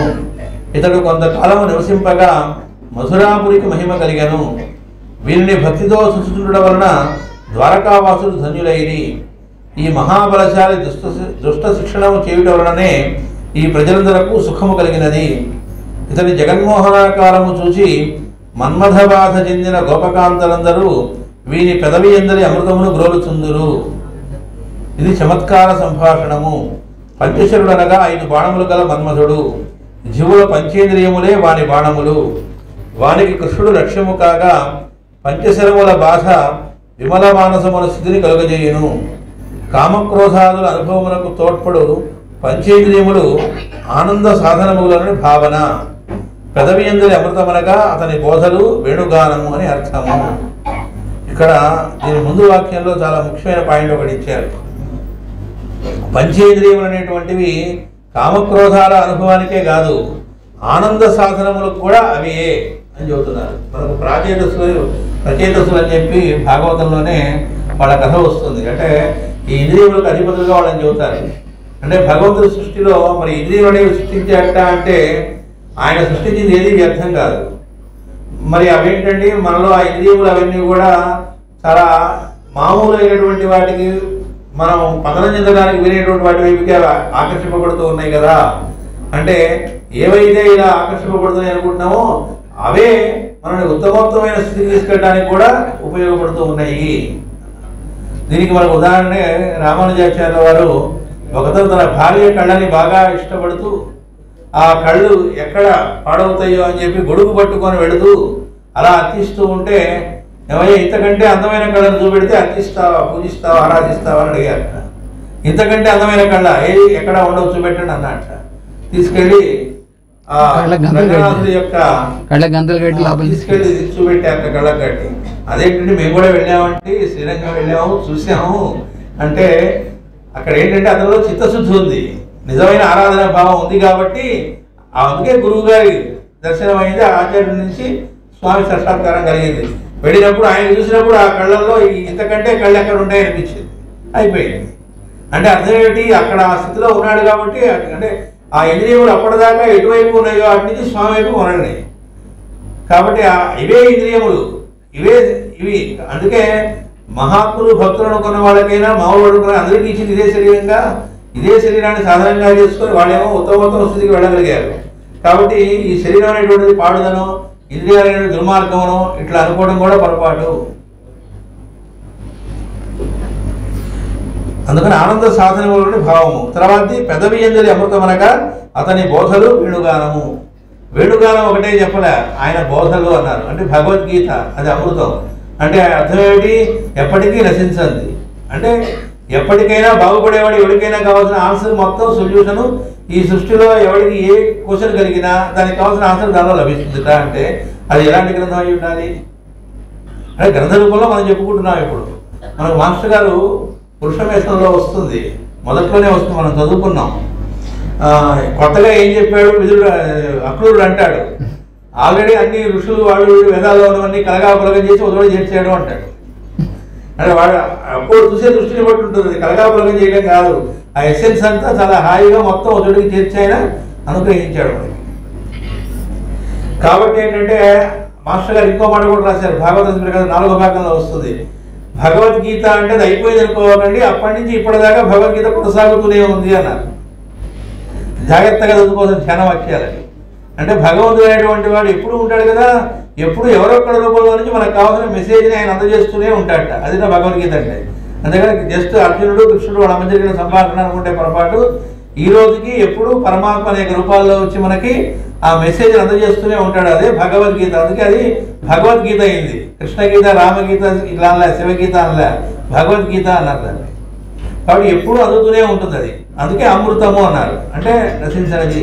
అట్లా ఆయన కథవుల ద్వారాను, ఇంకో పక్కన ఆయన వేణుగానం ద్వారాను అర్థంట. ఇంకా చెప్తున్నారు 239 ఆల్రెడీ 18 చదువుకున్నాం. ఈ అందమైన వారిని, అదృష్టవంతుని, దయగల వారిని తమ ప్రాణనాథునిగా స్వీకరించి వేడుకతో కాపరము చేయుతున్న రుక్మిణి మొదలగు పతివ్రతలు అనేకులు పూర్వజన్మలలో నీతితో నిర్మలమైన మనస్సుతో పుణ్యతీర్థములలో నోములు నోచిరో. ఆడవాళ్ళు వాళ్ళు భావన చేసుకుంటూ ఉన్నారు. అంటే మిగిలిన స్త్రీల భర్తలు తమ మనస్సులకు ఇంద్రియములకు అధిపతులు, కృష్ణుడు ప్రాణములకే అధిపతిగా భార్యలు ఆనందించురు. అందరూ భార్యలకును కృష్ణుని దర్శనమే నిండియుట వలన వారందరూ వారెడల పతివ్రతలు. వారు వానితో సంసారము చేయుట కేవలము వేడుక కోసము, అనగా జీవుల ప్రాణములకు అధిపతియగు భగవంతునితోనే జీవులందరూ సంసారము చేయుచుండనియు మిగిలిన భార్యాభర్తల సంబంధము వేడుక కోసమే అనియు తాత్పర్యము. ఇక్కడ లోకంలో మామూలుగా భార్యాభర్తల సంబంధానికి దీనికి తేడా ఏంటో చెబుతున్నారు. అందుకే మాస్టర్ గారు భాగవతం అనేటువంటి దానికి ప్రధాన రసం ఏమిటి అంటే చాలామంది భక్తి అని రకరకాలుగా చెప్పుకొచ్చారు. మాస్టర్ గారు శృంగారము అని చెప్పారు. శృంగారం అంటే మనం అనుకునేటువంటి భౌతికమైనటువంటి ఆకర్షణకు సంబంధించింది కాకుండా జీవుడికి దేవుడి మీద ఉండేటువంటి ఆకర్షణ ఏదైతే ఉందో దాన్నే శృంగారం అంటారని చెప్పారు. అక్కడ వాళ్ళకి ప్రాణనాథుడు అన్నారు. అందుకే ప్రాణములకు అధిపతి అంటే ఇది మనకు బాగా అర్థం కావాలి అంటే ప్రాణనాథుడు అంటే అర్థం కావడానికి ఈ పూరిలోనే నివసించినటువంటి జయదేవ మహాభక్తుడు ఆయన జయదేవుడు. ఆయన లైఫ్లో ఒక ఇన్సిడెంట్ మనం చెప్పుకుంటే మాస్టర్ గారు చెప్పింది మనకు అది కూడా. జయదేవ మహాకవి ఆయన భార్య వాళ్ళిద్దరి దాంపత్యం కూడా మహాభక్తులు వాళ్ళు. అయితే అది చూసి ఇట్లా ఇట్లా కూడా ఉంటారా ఆ మాటల్లో నమ్మబుద్ధి కాలేదు రాజుగారి భార్యకి. రాజుగారి భార్య ఏమిటి చూసి కొద్దిగా ఈర్ష్య చెందింది జయదేవుని భార్యను చూసి. అంత ఇదిగా వీళ్ళ దాంపత్యం ఉందా అని అనుమానం వచ్చి ఒకసారి జయదేవుడు తీసుకొని రాజుగారు వేటకో ఎక్కడికో వెళ్తారు. వెళ్ళిన టైంలో ఆ జయదేవుడు మరణించినట్లుగా ఈవిడికి తెలియజేస్తుంది రాణి కావాలని. ఆ వార్త రాగానే ఆవిడ బాడీ వదిలేస్తుంది. బాడీ వదలడం అంటే ఆమెను ఆత్మహత్య చేసుకోలే, వింటాం ఆవిడ బాడీ వదిలేసి ప్రాణాలు పోవడం జరిగిపోతుంది. క్షణంలో షాక్ తింటుంది. నేను చేసిన ఈ ప్రాక్టికల్ జోక్ లాంటి దానికి ఆవిడ బాడీ వదిలేస్తే అపచారం చేశాననేటువంటి ఆ పశ్చాత్తాపం కలుగుతుంది. ఈ లోపల జయదేవుడు రావటం, ఆయన మళ్ళా మహనీయుడు కాబట్టి ఆయన ఒక్కసారిగా మళ్ళా భగవంతుని కీర్తించేటప్పుడు వాడు మళ్ళీ ప్రాణాలతో లేచి వచ్చింది. ఇది రియల్గా జరిగినటువంటి సన్నివేశం. 12వ శతాబ్దంలో ఈ ప్రాంతంలోనే జరిగినటువంటి సన్నివేశం. అంటే దీన్ని బట్టి మనకి ఏం చేస్తుంది, మామూలు భౌతికమైనటువంటి ఆకర్షణకు సంబంధించింది కాదు వాళ్ళిద్దరి మధ్య ఉండేది. అట్లా ఉన్నటువంటి వాళ్ళు ఏమవుతుంటే అందుకే మాస్టర్ గారు చెప్పారు సీతాదేవి రాముడి నేర్పిన దాన్ని భక్తి అంటారు అన్నారు. నేను సీతకి ఆయన నుంచి కావాల్సిందంటే ఏమీ లేదు, ఆయన కోసం ఆవిడే. మామూలుగా లోకల్ ఎలా ఉంటుంది, భార్య అంటే ఏం చేస్తుంటే మామూలు నేను భార్యని నాకు హక్కు ఉంది నాకేం తెచ్చి పెడతావు అని లోకల్లో మామూలుగా హక్కులు ఇలా మాట్లాడుతూ ఆ బ్యాచ్ వేరే ఉంటారు. దాని గురించి ఎక్కువ చెప్పుకోవక్కర్లేదు, మనందరికీ అనుభవమే కాబట్టి. అంటే భార్యనే కాదు భర్త భార్య ఎడలో కూడా భార్య భర్త ఎడలో కూడా ఏదో హక్కులాగా భర్త భార్య ఎడలో ప్రవర్తించినా అంతే, భార్య భర్త ఎడలో ప్రవర్తించినా అంతే. ఏంటి మీరు నాకు చేసి పెట్టిందని వీడన్నా, నీ వల్ల ఏంటి నాకు పోయిందని వీడన్నా, రెండో అవన్నీ ఎట్లా ఉంటేనే మనం కొత్తగా చెప్పుకోవక్కర్లేదు అలాంటివన్నీ. కానీ మాస్టర్ గారు ఆంధ్రప్రదేశ్లో క్లియర్గా ఇచ్చారు, రాముడి సీత నేర్పిన దాన్ని భక్తి అంటారు అన్నారు. ఎందుకని ఆవిడ నిండు చూరాలుగా ఉన్నప్పుడు రాముడు ఆవిడని అడవులకు పంపించినప్పుడు మనకు సినిమాలో పెట్టేది వేరు, కానీ అసలు ఏం జరిగింది అక్కడికి వెళ్ళినప్పుడు ఆవిడ చాలా బాధపడింది. దేని గురించి బాధపడింది, నన్ను అడవులకు పంపించాడే నాకు మాట కూడా చెప్పకుండా పంపించాడని కాదుట, నా వియోగాన్ని రాముడు తట్టుకోలేడు, నా వియోగ బాధతో రాముడు ఎంత బాధపడుతున్నాడా అని బాధపడింది. అది ఆవిడ బాధ. అంటే అక్కడ ఆవిడ కంటే ఎక్స్పెక్టేషన్ ఏముంది రాముడి దగ్గర నుంచి, ఏమీ లేదు. దాన్నే భక్తి అన్నారు. కాబట్టి భార్యాభర్తల మధ్య కూడా భక్తి ఉంటుందా అండి? ఉంటుంది. అప్పుడు వాడిని మనం లోకంలో భార్యాభర్తలు అనుకున్నా అది జీవుడు దేవుడికి మధ్య ఉండేటువంటిదే అవుతుంది. అది ప్రాణనాథుడు అనే పదానికి అర్థం. మనకు ప్రాణనాథాన్ని పిలిస్తే పిలవచ్చు, ఆ పిలవటం పిలుపు కాదుగా, ఇది నిజమైనటువంటిది. ఇది అందువల్ల వాళ్ళ ప్రాణనాథుడు అయ్యాడు రుక్మిణి మొదలైనటువంటి వాళ్ళకి. కాబట్టి వాళ్ళు పతివ్రతలు అయ్యారు అని చెబుతున్నారు ఇక్కడ. పతివ్రత అనే మాట కూడా ఇక్కడ చెప్పారనమాట. పతివ్రత అంటే అర్థం అంటే పతి అంతే వ్రతముగా కలిగినది. అంటే ఇంకో భావన లేదు. ఆయన కోసం ఏమిటి నేను జీవించడం ఎట్లా, ఆయన కోసం అన్ని రకాలుగా ఆయన కోసం ఎవరైనా స్థితి అనుకుంటే ఆవిడ పతివ్రత అంటే అర్థం. అది ఏ ఎక్స్పెక్టేషన్ లేకుండా అట్లా కనుక ఎవరు జీవించినా వాళ్ళు పతివ్రతలు అవుతారు. అదే భక్తి అవుతుంది, వాళ్ళు ధరిస్తారు అని అర్థం. ఆవిడ ఒకవేళ ఆ భర్త మంచివాడు కాకపోతే దాంతో కూడా సంబంధం లేదని చెప్పారు మాస్టర్ గారు. అది వాడికి సంబంధించి కానీ వీళ్ళకేం పర్వాలేదు కదా. ఏమండి మంచివాడైతే ఒకడు అన్నారు ఒకసారి, ఏమండి రాముడి లాంటి ఆవిడ దొరికితే నేను కూడా సీతలాగే ఉంటానండి అంటే మళ్ళీ మనం పప్పులో కాలేసామని అర్థం. ఆయన దుర్మార్గుడు మీకేం తెలుసు రాముడిలా ఉన్నాడా, ఉంటే మేము కూడా ఉంటాం. లేదా సీతలాగా ఉంది మా ఆవిడ ఉంటే నేను కూడా ఉంటాను కూడా అనొచ్చు. వాళ్ళది పొరపాటు పడ్డట్లే. అందుకే మాస్టర్ గారు చెప్పారు, గురువు ఎడలైనా అంతే అన్నారు. ఒకడు మోసగాడు, వాడు గురువు రూపంలో బయట ఉన్నాడు అనుకుందాం అన్నారు. ఏమీ పర్లేదన్నారు మాస్టర్ గారు. ఎందుకంటే అసలు వాడికి సంబంధించి కాదు, నీకు సంబంధించింది. ఈ చిత్తశుద్ధి ఎంత ఉంది, నువ్వు ఎంతగా ఉన్నావో దాన్ని బట్టి ధరిస్తావు తప్ప అక్కడ ఉన్నవాడు ఎవరైనా దాన్ని బట్టి కాదు అన్నారు. ఏ జతకాడు పట్టుకున్నా నువ్వు మోక్షం వస్తుంది, నువ్వు పట్టుకోవడం కరెక్ట్గా పట్టుకోగలిగితే అన్నారు. కాబట్టి అది భర్త అయినా భార్య అయినా వాళ్ళు ఎట్లా ఉన్నారనేది నీకు సంబంధం లేదు.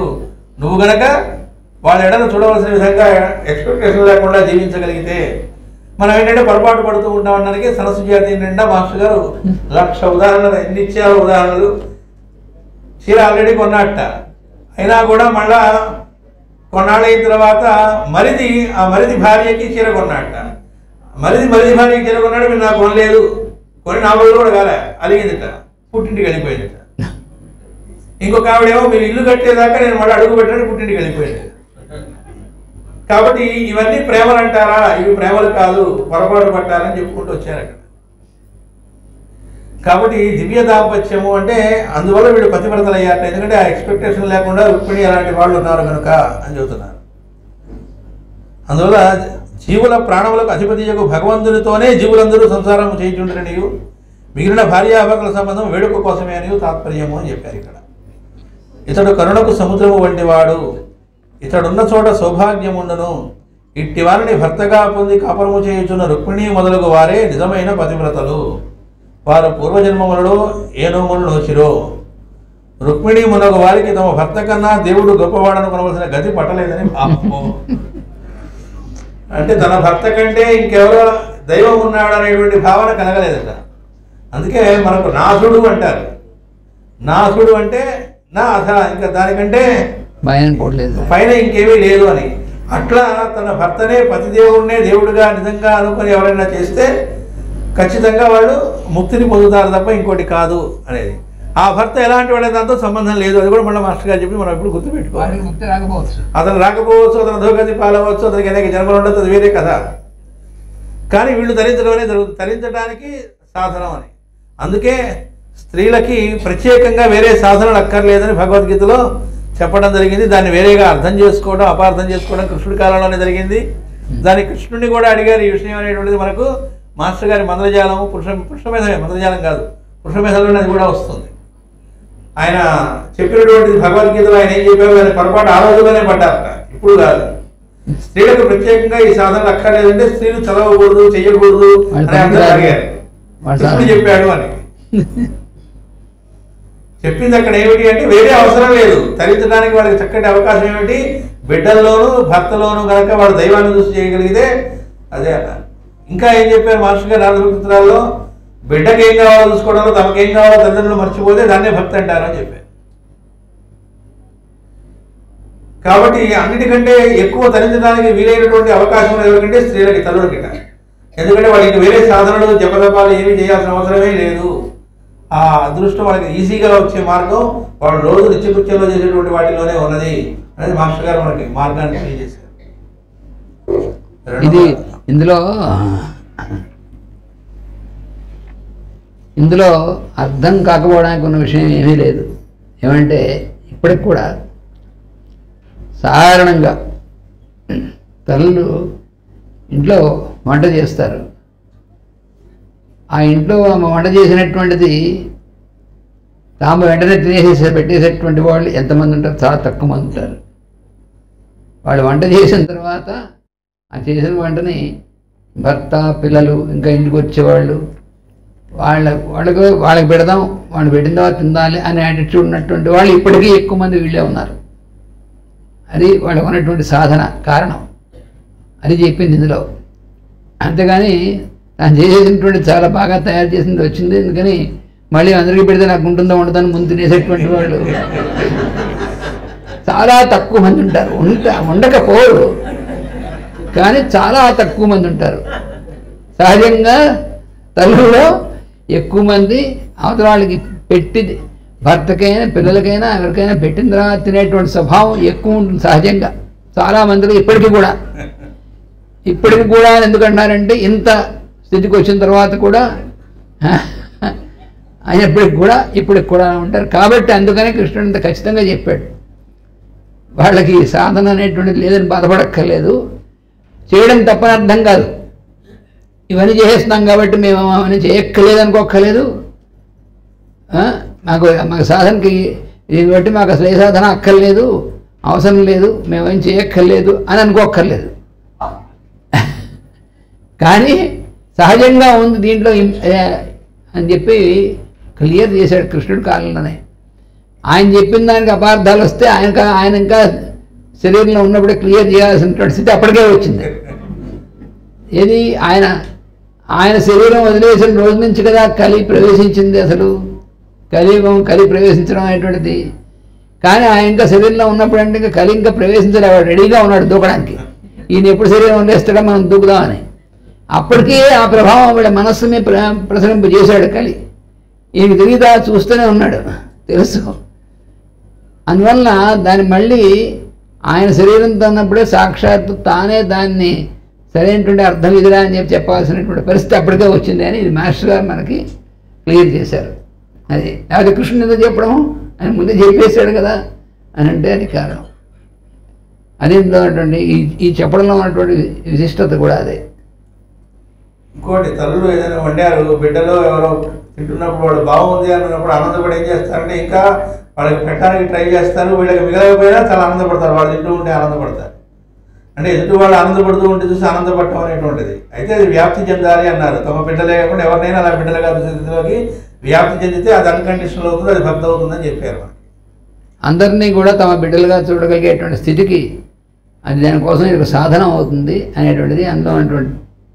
అది తల్లిదండ్రులు అయినటువంటి వాళ్ళు అంటే తల్లులకు మాత్రమే పరిమితం అని కాదు, తల్లిదండ్రులు అయినటువంటి వాళ్ళు అందరినీ కూడా తమ బిడ్డల్లాగా చూడగలిగేటువంటిది. అందరినీ తమ బిడ్డల్లాగా అంటే తమ బిడ్డల్లో ఉన్నటువంటి రూపంలో ఉండి భగవంతుడు చూడడం అనమాట. అది అల్టిమేట్గా వెళ్ళేటువంటి దారి, అది గమ్యస్థానం. అది దానికి కావాల్సినటువంటి సాధనకి గృహస్థాశ్రమం, వివాహం చేసుకోవడం, ఇద్దరు కూడా పరస్పరం ఒకళ్ళు ఆ సాధన చేసి దర్శించడం, తర్వాత పిల్లల్లో దర్శించడం, మన పిల్లలే మాత్రమే అనుకోకుండా అందరి పిల్లల్లోనూ, తర్వాత అందరిలోనూ కూడా దర్శించడం, అంత స్థితికి తీసుకువెళ్ళేటువంటి సాధన కోసం మనకి వివాహ వ్యవస్థ అనేటువంటిది ఇచ్చారు పెద్దలు. అంత పవిత్రమైనటువంటిది. ఇక్కడ ఇంకో గమ్మత్తు కూడా ఉంది చెప్పుకోవాల్సింది. ఇక్కడ తల్లులు అంటే ఆడవాళ్ళని మాత్రమే కాదు, మాతృత్వ భావన మగవాళ్ళకి కలగచ్చు. ఒక్కో చోట చూస్తూ ఉంటాం, ఆ బిడ్డల్ని పట్టించుకోవడం, నిజంగా వాత్సల్యం చూడటం, అదంతా సేవ చేయటం, ఏది చేయాలి భార్య చేయట్లేదు కాబట్టని కాదు, సహజంగా అలాంటి స్థితిలో కొంతమంది తండ్రులు చూస్తుంటాం. ఆ తల్లులు చేయరు, బద్ధకంగా ఉంటారు. అంటే ఆకారం స్త్రీదై ఉండొచ్చు, లోకల్లో ఆవిడ బిడ్డలు కన్నది కాబట్టి తల్లి అని పిలవచ్చు, అందరూ తల్లులు అవ్వరు. ఆ మాతృత్వ లక్షణాలు నిజంగా ఉంటే వాళ్ళు తల్లి అవుతారు. లేకపోతే ఏమవుతారు అంటే ఆ బిడ్డలతోనే పనులు చేయించుకోవడం, వాళ్ళ చేత సేవకుల్లాగా చూడటం, నేను కన్నా మిమ్మల్ని కష్టపడి మీరు నాకు చేసి పెట్టాలి హక్కుల్లాగా అనుకున్నారు అనుకోండి, వాళ్ళు లోక దృష్టిలో తల్లి అవ్వచ్చు, కానీ వాళ్ళ తల్లిని మనం పిలవక్కర్లేదు. తల్లి లక్షణాలు లేవని అర్థం. ఒక్కోసారి ఆ తండ్రి రూపంలో ఉన్నవాడు చాలా వాత్సల్యంతో ఉండి ఆ మాతృ వాత్సల్యంతో అవన్నీ చూసుకుంటూ ఉన్నాడు అనుకోండి, అతను ఆ రకంగా ధరిస్తాడు.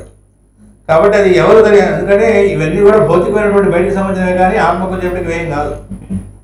ఇవి అసలైనటువంటివి. ఇవి మానేసి మొన్న ఎవరో ఒక ఆయన వాట్సాప్లో పెద్ద ఫేస్బుక్లో దిగా పెట్టి నాకు ఏమండి కొబ్బరికాయ ఆడవాళ్ళు కొట్టకూడదని చాలా సీరియస్గా ఆదుర్దాపడుతూ కొట్టకూడదు కదా, ఈ వీడియో చూసి నాకు తెలియజేయవలసింది. టైం వేస్ట్ వీడియో చూడలేదు దానికి.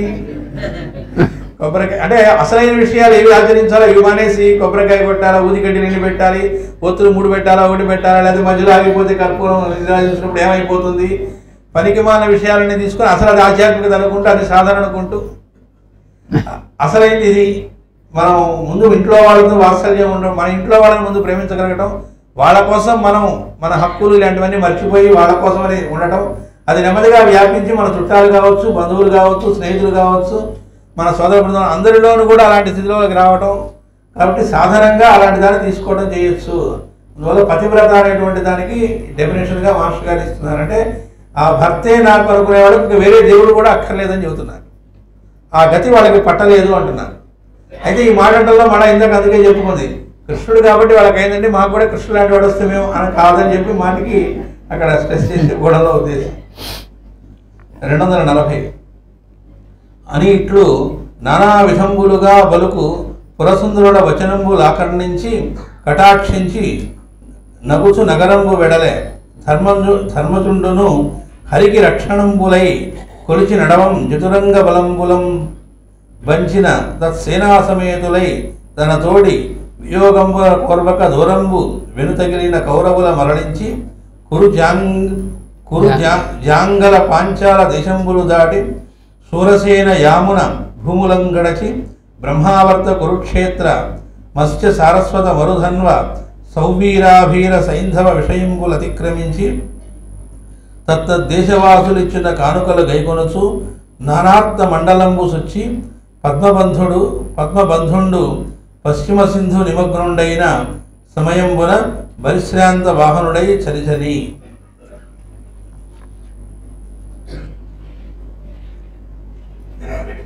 ఇట్లనేక విధములుగా పలుకుచున్న నగర సుందరీజనుల మాటలు వినుచు వారిపై తన కటాక్షములను ప్రసరింపజేయుచు శ్రీకృష్ణుడు హస్తినాపురమును దాటి వచ్చాను. అంటే వీడు మాట్లాడుకుంటున్న మాటలన్నీ ఆయన ఆలకిస్తూ ఉన్నాడట. ఆ ఆలకించడమే కాకుండా వాళ్ళ వైపు తన కటాక్ష వీక్షణాన్ని ప్రసరింపజేస్తూ ఆయన హస్తినాపురాన్ని దాటాడట. కృష్ణునకు రక్షణగా చతురంగ బలములను ఒసగి కొందరు కురువంశీయులను ధర్మరాజు వెంట పంపాను. వారును కృష్ణుని విడిచి రాలేక సైన్యములతో చాలా దూరము వెంటనేగిరి.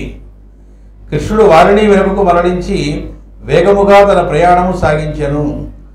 కృష్ణుని రథము కురుభూముల పల్లపు ప్రదేశముల ఎడవలను దాటి పాంచాలము సరిహద్దులు దాటి సూరసేన రాష్ట్రము యామున రాష్ట్రము గడచెను.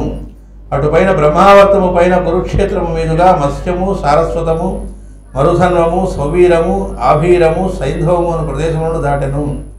దారిలో ఆయా దేశవాసులు గౌరవించి ఇచ్చిన కానుకలను స్వీకరించెను.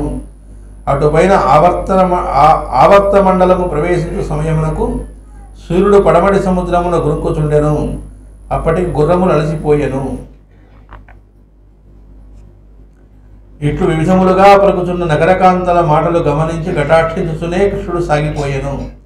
కృష్ణుని రథము వెనుక రక్షణగా ధర్మరాజు పంపిన చతురంగ బలములతో కొందరు బంధువులు చాలా దూరము వచ్చిరి. వారిని వెనుకకు మరల్చి కృష్ణుడు శీఘ్ర ప్రయాణము చేసెను. కుర్యాంగల ప్రదేశము పాంచాలము దాటి సురసేనము యామన దేశము దాటి బ్రహ్మావర్తము కురుక్షేత్రము మత్స్యము సారస్వతము మరుధన్వము సౌవీరము ఆభీరము సైంధవము దాటి ఆయా దేశవాసులిచ్చిన కానుకలు స్వీకరించుతూ ప్రయాణము చేసెను. సూర్యుడు పశ్చిమ సముద్రమును తాకుచుండగా కృష్ణుడు ద్వారకను సమీపించెను. గుర్రములు అలసిపోయినవి. శ్రీకృష్ణుని ద్వారకా నగర ప్రవేశము 241వ పద్యం. జలజాతాక్షుడు సౌరి డగ్గరె మహాసౌధాగ్ర బృందారకం కలహంసావృత హేమ పద్మ పరిఖాకాసారకం దోరణావళి సంఛాదిత తారకం తరులతా వేలోదయత్ఫల పుష్పాంకురకూరకన్ మణిమయ ప్రాకారకన్ ద్వారకన్. ఇట్లు తన ప్రియపురంబు డగ్గరి అస్య సన్నుత సాహసుండు మురారియత్య యదూత్తముల్ ధన్యులై విన వాంఛజన్యము దారితాఖిల జంతు చైతన్యమున్ భువనైకమాన్యము దారుణధ్వని భీతరాజన్యము బలిమూర్ఛితాఖిల శత్రుదానవ సైన్యముల్ శంఖారావములు వీరులన్ విని జనుల్ స్వర్ణాంబర ద్రవ్యమున్ శంఖాతీతమ కొంచువచ్చిరి దిదృక్షాదర్పితోత్కంఠన ప్రేంఖద్భక్తులు వంశకాహళ మహాభేరీ గజాశ్వావళీ రింఖారావము తుల్లసిల్ల ధనుజారింజూడనాసక్తులై. శ్రీకృష్ణుడు ద్వారకానగరము సమీపించెను. దానికి రత్నములు తాపిన ప్రాకారములు పెద్ద ద్వారములు గలవు. వానికి వెలుపల సముద్రపుటొడ్డు ననుసరించుకొని పెంచబడిన పెద్ద తోటలున్నవి. అందు పండ్లు పువ్వులు మొగ్గలు చిగుళ్ళు మొలకలెత్తి మనోహరముగా నొగుచున్నవి. వెలుపలి ప్రాకారము చుట్టూను పెద్ద కందకము పద్మముల శుభతో కోనేరు వలె మనోహరమై ఉన్నది. అందు బంగారు రంగు గల పుప్పొడితో పద్మములున్నవి. హంసలు మనోహర శబ్దములు చేయుచు నెగురుచున్నవి. ఈ ప్రాకారము నుండి మహాసౌధముల వరసలున్నవి. వారి శిఖరమున దేవతా ప్రతిమలు నిలుపబడి ఉన్నవి. ఒక్కొక్క ప్రాకారము ద్వారము దాటిన వెంటనే శుభలక్షణములు గల తోరణములున్నవి. కృష్ణుడు రథముతో ప్రవేశించి ఆ తోరణముల వంక చూసరికి నక్షత్రములు స్పష్టముగా కనిపించుచుండెను. శత్రువుల చేత కూడా స్తుతింపబడిన సాహసములు చేసి వచ్చిన శ్రీకృష్ణుడు ద్వార ప్రవేశము చేయుచునే తన రాక ద్వారకావాసుల కలిగించుటకు పాంచజన్యము పూరించెను. దాని ధ్వనికి శత్రువులను రాక్షసులను అయినచో మూర్ఛిల్లుదురు, రాజులు భీతిల్లుదురు, సకల జీవుల చైతన్యము స్పందించును. ఆ ధ్వని అచ్చటి వారికి అందరికీ పూజనీయము.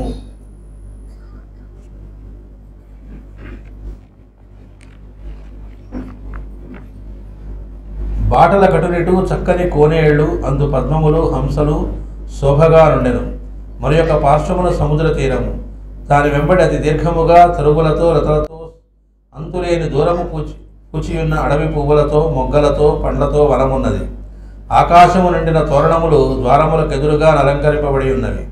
తోరణములను దాటుతూ కృష్ణుడు పైకి చూడగా తారకలు ఉదయించుచున్నవి. మేడల అంచులపై దేవతా ప్రతిమలు దూరము నుండి కనిపించినవి. కృష్ణుడు మణిమయ ప్రాకారములు గల ఎడవ ద్వారము దాటి లోపల ప్రవేశించాడు. నగరములోని యాదవులందరకు తన రాక తెలియుటకై రసమాపి పాంచజన్యము పూరించాను. అఖిల జీవుల చైతన్యములను చీల్చి ఆ శబ్దము దేవుని చైతన్యమును స్ఫురింపజేయును. రాక్షసత్వము గల శత్రువులెల్లరూ ఈ ధ్వనికే దెబ్బతినిరి.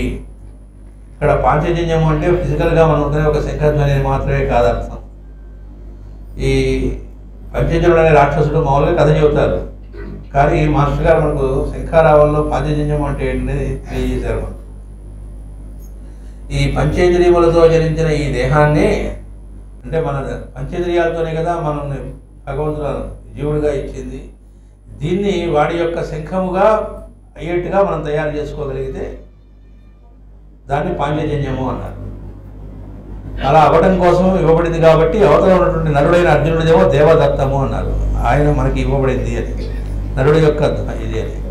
అంటే ఆయన ఏ కార్యక్రమం కోసం ఈ దేహం ఇచ్చాడో ఆ పర్పస్ ఏదైతే ఉందో దానికి అనుగుణంగా మనం జీవించగలగటమే అవ్వాలి అని చెప్పారు మాస్టర్. అందుకే ఆ నరనారాయణుల కథ అనేది ఎప్పుడు కూడా శాశ్వతమైన కథ. అక్కడ అర్జునుడు అనేటువంటి వాడిని వంకగా పెట్టుకొని మన కథే అది అని చెప్పారు.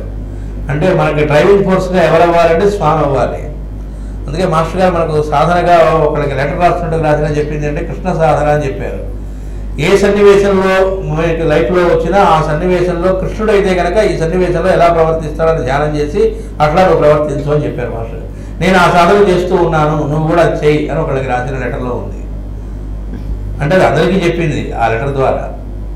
అంటే ఏంటి, ప్రతి సన్నివేశంలో మాస్టర్ గారు ఎలా ప్రవర్తించాక ఈ సన్నివేశంలో కృష్ణుడు అయితే ఎలా ప్రవర్తిస్తాడు అంటే అప్పుడు మనం ఆయన్నే స్మరిస్తూ అట్లా ఉండడానికి ప్రయత్నం చేస్తున్నప్పుడు ఏం జరుగుతూ ఉంటుంది, అయస్కాంతం ఇనుము అయస్కాంతం ముక్క దగ్గరికి వెళ్ళినప్పుడు ఇది కూడా అయస్కాంతంగా అవుతుంది. అయిన తర్వాత దీని ఇనుము ముక్క అనరు ఇంకా. కాబట్టి మనం ఉండడం ఉండదు, వాడే ఉంటాడు. అదే కృష్ణ సాధన అంటే ఆ చైతన్యంతో నింపబట్టమని. అది జరిగినప్పుడు ఏదవుతుందో రాక్షసత్వం గల శత్రువులు ఈ ధ్వనికే దెబ్బతిని. అంటే రాక్షస బుద్ధి ఎవరికైతే ఉంటుందో అలాంటి వాళ్ళందరూ దెబ్బతినడం అంటే నశిస్తారని కాదు, అదంతా కూడా శత్రుభావనంతా కూడా పోవడమైనటువంటిదని చెప్పారు మనకి. అదే సుదర్శనం, చక్కటి దర్శనం కలగడం అనేటువంటిదని చెప్పారు మనకి మాస్టర్ గారు. మనం చాలాసార్లు మనం చెప్పుకున్న ఉదాహరణే, సివి గారి దగ్గరికి ఎవరో వెళ్ళి శత్రుబాధ ఎక్కువగా ఉంది, దుర్మార్గులు నాకు అది చేస్తున్నారు ఇది చేస్తున్నారు కాబట్టి మీరు కూడా వాళ్ళకి ప్రతిగా ఏదైనా చేయాలని చెత్తపొడి లాంటి ఏదో చేయమన్నట్టుగా అడిగితే సరే అని చెప్పి బాగా లిస్టు తయారు చేయమన్నారట. వాడు 100 మందిని పట్టుకెళ్ళాట లిస్టు. టాప్ 10 టాప్ 5 అలా టాప్ నెంబర్ 1 ఫస్ట్ ర్యాంక్ ఎవడు వీళ్ళు అన్నారట. చెప్పారట. వాడి ఫోటో పట్టా అన్నారట. అది కూడా మొత్తం నిలువు వెంకటేశ్వర లాగా నిలువు సైజు ఫోటో పట్టుకోమన్నారట. ఆహా, మొత్తం ఏ కీలు ఆ కీలు మొత్తం చెత్తపొడి చేస్తారని కూడా పట్టుకొచ్చాడట. ఒకేసారి ఫ్రేమ్ కట్టించుకుందా అన్నారట. పట్టుకొచ్చిన తర్వాత మళ్ళీ ఫ్రేమ్ కట్టించుకొచ్చాడట. మీ ఇంట్లో పూజా మందిరం ఉంది అన్న, ఉన్నదండి అన్నట్ట. అందులో ఎవరికి పెట్టామంటే మీదే పెట్టుకొని చేస్తాను, పక్కన ఇది కూడా పెట్టి చేయన్న. పోనీ ఇదేంటండి అందామంటే ఈయన ఎవరిని పూజిస్తున్నాడో ఆయనే చెబుతున్నాడు, నా ఫోటో పక్కనే పెట్టాలి. సరే చెప్పారు కాబట్టి వారికి అది కూడా ఆయన అనుగ్రహం వల్ల ఆ చేయబుద్ధి అయింది. ఎలా పెడతాం మామూలుగా చెప్పినంత మాత్రాన ఉదయం చెప్పుకున్నా కదా నచ్చలతో చెప్పింది. ఎవరిని బాగా చూసిస్తున్నాడో వాడి ఫోటో పెట్టుకొని రోజు పూజ చేయాలంటే చేసేట. కొనాలనేటప్పటికి ఏమైంది, శత్రుభావాలు పోయింది. అంటే శత్రువులు ఎక్కడ ఉంటారు, మన మనసులో ఉంటారు. అడ్జస్ట్మెంట్ జరగాల్సిన బుర్రకాయలు అక్కడ కాదు అనేటువంటి. అదే సుదర్శనం అని. కాబట్టి మాస్టర్ గారు మనకి అది ఆవిడ అవతార రూపంలో వచ్చినప్పుడు ప్రవర్తన రూపంలోనూ మాటల రూపంలో అన్నింటిలో దాన్ని మనం తెలియజేస్తూ వచ్చారు. కాబట్టి ఆ శత్రుభావాలు మనలో పోయి ఆ చక్కటి దర్శనం అనేటువంటిది కలగటం ఇదంతా పాంచజన్యం కిందకు వస్తుంది.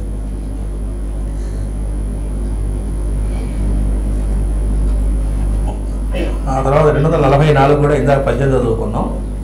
శంఖారావము చెరులో పడగానే కృష్ణుని భక్తులు దర్శనాసక్తితో వైభవంతో ఎదురు వచ్చిరి. కొందరు బాకాలు భేరీలు మొన్నగు వాద్య విశేషములతోనూ, కొందరు ఏనుగులు గుర్రములతోనూ, కొందరు బంగారు నగలు నూతన వస్త్రములు మొన్నగు వారితోనూ ఎదురు వచ్చిరి. నగరములోని శంఖారావము విని జనులందరూ కృష్ణుడు చూడవలను ఆదరతో నగలు వస్త్రములు కనుకలుగా గ్రహించి బయలుదేరి. కొందరు వేణువులు భేరులు కాహళలు మ్రోగించుచు నర్తించుచు ఎదురు వచ్చిరి. 245వ పద్యం. బంధులు బౌరులు తెచ్చిన గంధేభ హయాదులైన కానుకలు దయాసింధుడు గైకొనే నంబుజ బంధుడు గొనుదత్త దీప పంక్తుల భంగిన్. ఇట్లా ఆత్మారాముండును పూర్ణకాముండును నైన పరమేశ్వరుడికి ఉపాయనంబులిచ్చుచు నాగరుడు వికసిత ముఖులై గద్గద భాషణంబుల తోడడయ్యకుండా నడపు నయ్యకు నెయ్యంపు జూపుల నడ్డంబు లేని బిడ్డల చందంబున మ్రొక్కి ఇట్లనిరి.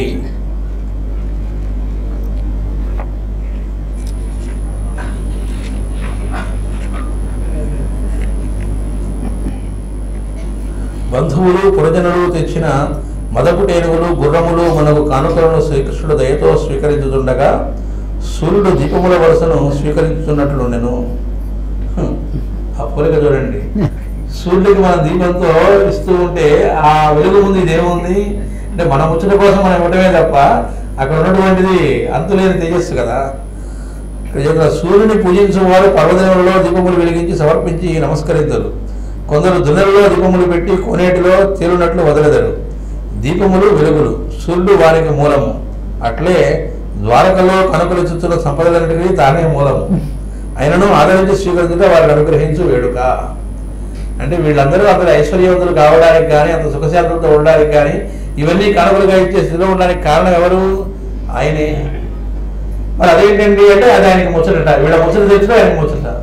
అంటే లోకంలో ఇది మనం కూడా ఒకవేళ చక్కటి సంపదలు కలిగి దాన ధర్మాలు చేయగలిగినా, ఎక్కడన్నా ఏదైనా మనం నలుగురు ఉపయోగపడేట్టుగా ఏదైనా ఇవ్వగలిగినా, దేవాలయంలో కావచ్చు ఇంకొకటి కానీ ఆ ఇస్తూ ఉన్నప్పుడు ఎట్లాంటి భావన ఉండాలి అంటే ఇదంతా దీనికి ఆధారం, ఇదంతా మనకు కలగడానికి కూడా మన ప్రయోజకత్వం కాదు, పరమాత్మ అనుగ్రహంలో ఈ స్థితిలో ఉన్నాము కాబట్టి ఇవి ఇచ్చే బుద్ధి ఆయనే ఇచ్చాడు, ఈ స్థితిలో కూడా ఆయనే ఉంచాడు అనేటువంటిది అసలు సత్యం.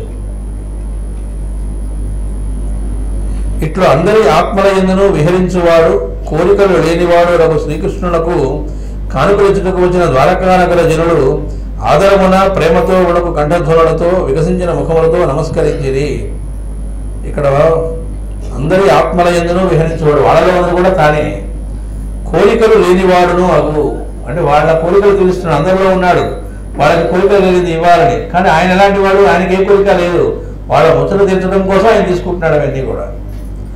తాము కందిపోకుండా కాపాడుకుని తండ్రి వంక ప్రేమ చూపులతో చూచి సమీపించు బిడ్డల వలె అడ్డము లేక కృష్ణుడి సమీపములకు వచ్చి మురికి ఇట్లనిది. అంటే తమ గురించి తాము అసలు పట్టించుకోకల్లా, ఇంత కూడా ఏమీ కందిపోకుండా చూసుకునే తండ్రి దగ్గరికి బిడ్డలు ఎలా అయితే ప్రేమతో చూపులతో చూసి దగ్గరికి వస్తారో అట్లా ఆయన దగ్గరికి వచ్చేస్తారు. ఇప్పుడు చంటి పిల్లలు ఉంటారు, వాళ్ళు ఏమవుతారో భయం వాళ్ళకు ఉండదు, రోడ్డు మీద తగ్గి బెగెట్ వెళ్ళిపోతుంటారు. ఏమిటి వాళ్ళ కాన్ఫిడెన్స్ అంటే అమ్మ నాన్న చూసుకుంటారు, వాళ్ళు ఉన్నారు మనకి అనేటువంటి ఇది. కాబట్టి ఆ టైంలో వాళ్ళు ఎటుపరిగెడుతున్న పట్టుకోవడం చూసుకోవడం అంతా ఎలా చూసుకుంటారో అట్లాంటి ఆ తల్లిలో తండ్రి ఊరేగి మళ్ళీ వచ్చారనుకోండి, ఆ బిడ్డ చూడగానే ఏం చేస్తారు? పరిగెత్తుకుంటూ వెళ్ళిపోతారు. అట్లా ఆ తమ కందిపోకుండా ఇంత కూడా జాగ్రత్తగా ఏం కాకుండా చూసుకుంటున్నటువంటి తండ్రి వచ్చాడన్నట్టుగా వాళ్ళు అడ్డు లేకుండా పరిగెత్తుకుంటూ చంటి పిల్లల్లాగా ఆయన దగ్గరికి వెళ్ళి మొక్కి మాట్లాడుతూ ఉన్నారట. అతడు బంధువులను పౌరులను తెచ్చిన కానుకలు దయతో స్వీకరించను. కోరికలు లేనివాడు తన యందు తాను సంతోషించువాడు ఒక కృష్ణునకు కానుకలిచ్చుచు నగర ప్రజలు ఏదో బలకపోయి గద్గదులైరి. అన్ని విధములా తమకు ఆధారభూతులైన వారిని చూడగానే వారందరూ బిడ్డల వలె అడ్డు లేక మీదపడి మ్రొక్కిరి. అడ్డు లేక మీదపడి మ్రొక్కిరి అన్నారు. ఆయన ఇంకోటి చెప్పారు, ఏదో కానుకలిస్తూ మాట్లాడదాం అనుకుంటారు కానీ గొంతు బొంగులు పోయింది, గద్గరమైంది, మాట్లాడలేకపోయారు. ఆ పైన ఇంకోటి చెప్పారు, తన యందు తాను సంతోషించేవాడు. ఆత్మరాముడు అందరిలో ఆయనే ఉంటాడు. తన యందు తాను సంతోషించేవాడు అంటే అర్థం ఏంటంటే ఆయన ఎప్పుడు పరిపూర్ణ తృప్తుడు. ఎవరో ఏదో గిఫ్ట్ ఇవ్వడం వల్ల కొత్తగా ఆనందం పొందడం ఇవేవి ఉండవు. గురించి మనకు మాస్టర్ గారు ఒకటి చెప్పారు, జ్ఞానపీఠ అవార్డు ఇద్దామని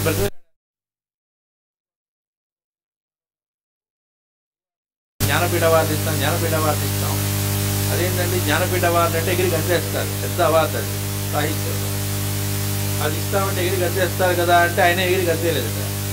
సరే వీళ్ళు బతికిలాడితే ఓకే అన్నట్ట. సరే అవార్డు ఇచ్చే చోట అవార్డు ఇచ్చినప్పుడు ఆ ఇచ్చిన చోట ఆయన స్టేజ్ మీద మాట్లాడుతూ అన్నారట, ఇది ఇచ్చినప్పుడు ఎవరైతే ఆహా నెగిరి గంతేస్తారో అలాంటి వాడు ఎవరికైనా ఇస్తే ఉపయోగం ఉండేది, పోయి నాకు ఇచ్చారు అన్నాడు. అది ఎక్కడన్నాడు? ఆ స్టేజ్ మీద అన్నాడు. మామూలుగా మనం చూస్తూ ఉంటాం, ఏదైనా గెలిచినా, కప్పు గెలిచినా, లేదా ఏదైనా అవార్డులు వచ్చినా అది పట్టుకొని ఊగిపోతూ ఏదో పెద్ద సాధించాము అచీవ్మెంట్ లాగా అని. అంత పెద్ద జ్ఞాన అవార్డు తీసుకుని ఆయన అన్నది ఏమిటి అంటే, ఇంకెవడైనా పిల్లకాయ అంటే అర్థం చూసి ఉరికిపోయే వాడికి ఇస్తే ఎగిరి గంతేస్తాడు. కానీ అంటే అహంకారంతో ఆయన అక్కడ చెప్పింది అంటే రాముడి యొక్క అనుగ్రహం కలిగిన తర్వాత ఇంక ఇవన్నీ ఏమిటి అని. రామాయణ కల్పవృక్షం అంటే రాముడి దర్శనం కలిగింది ఆయన. అంటే వాళ్ళు మొక్కి ఇలా మాట్లాడబోతున్నారు. మొక్కి నీ పాదాబ్జము బ్రహ్మపూజ్యము గదా, నీ సేవ సంసార సంతాపధ్వంసినియౌ గదా, సకల భద్రశ్రేణులం ప్రీతితో నాపాదింతు గదా, ప్రపన్నులకు గాలాధీశ కాలంబుని నిర్వ్యాపారంబు గదయ్య, సాలరునిను వర్ణింప బ్రహ్మాదులున్.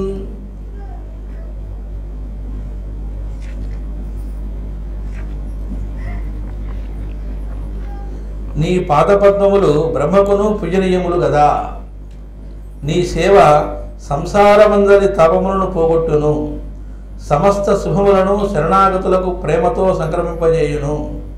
నీవు కాలములకు అధిపతివి, కాలమునకు కనిపించు ప్రవర్తనము లేదు కనుక నిన్ను సృష్టికర్తలైన బ్రహ్మాదులు కూడా వర్ణింపదాలరు. నీ రహస్య ప్రకాశం. నీ పాదాబ్జమును బ్రహ్మ కూడా పూజింపవలసినదే. జరిగింది కాదు కృష్ణావతారంలోనే, పిల్లాడిగా ఉన్నప్పుడే బ్రహ్మ కూడా పొరపాటు పడి కొద్ది కొమ్మచ్చలాడుకుంటూ వీళ్లతో ఇట్లా వీళ్ళలో తిరిగి వెనదొంగిలించుకుంటూ ఈ పిల్లవాడేమిటి, ఇతను పరమాత్మేనా అని ఆయనకే డౌట్ వచ్చి ఆయన రావటము.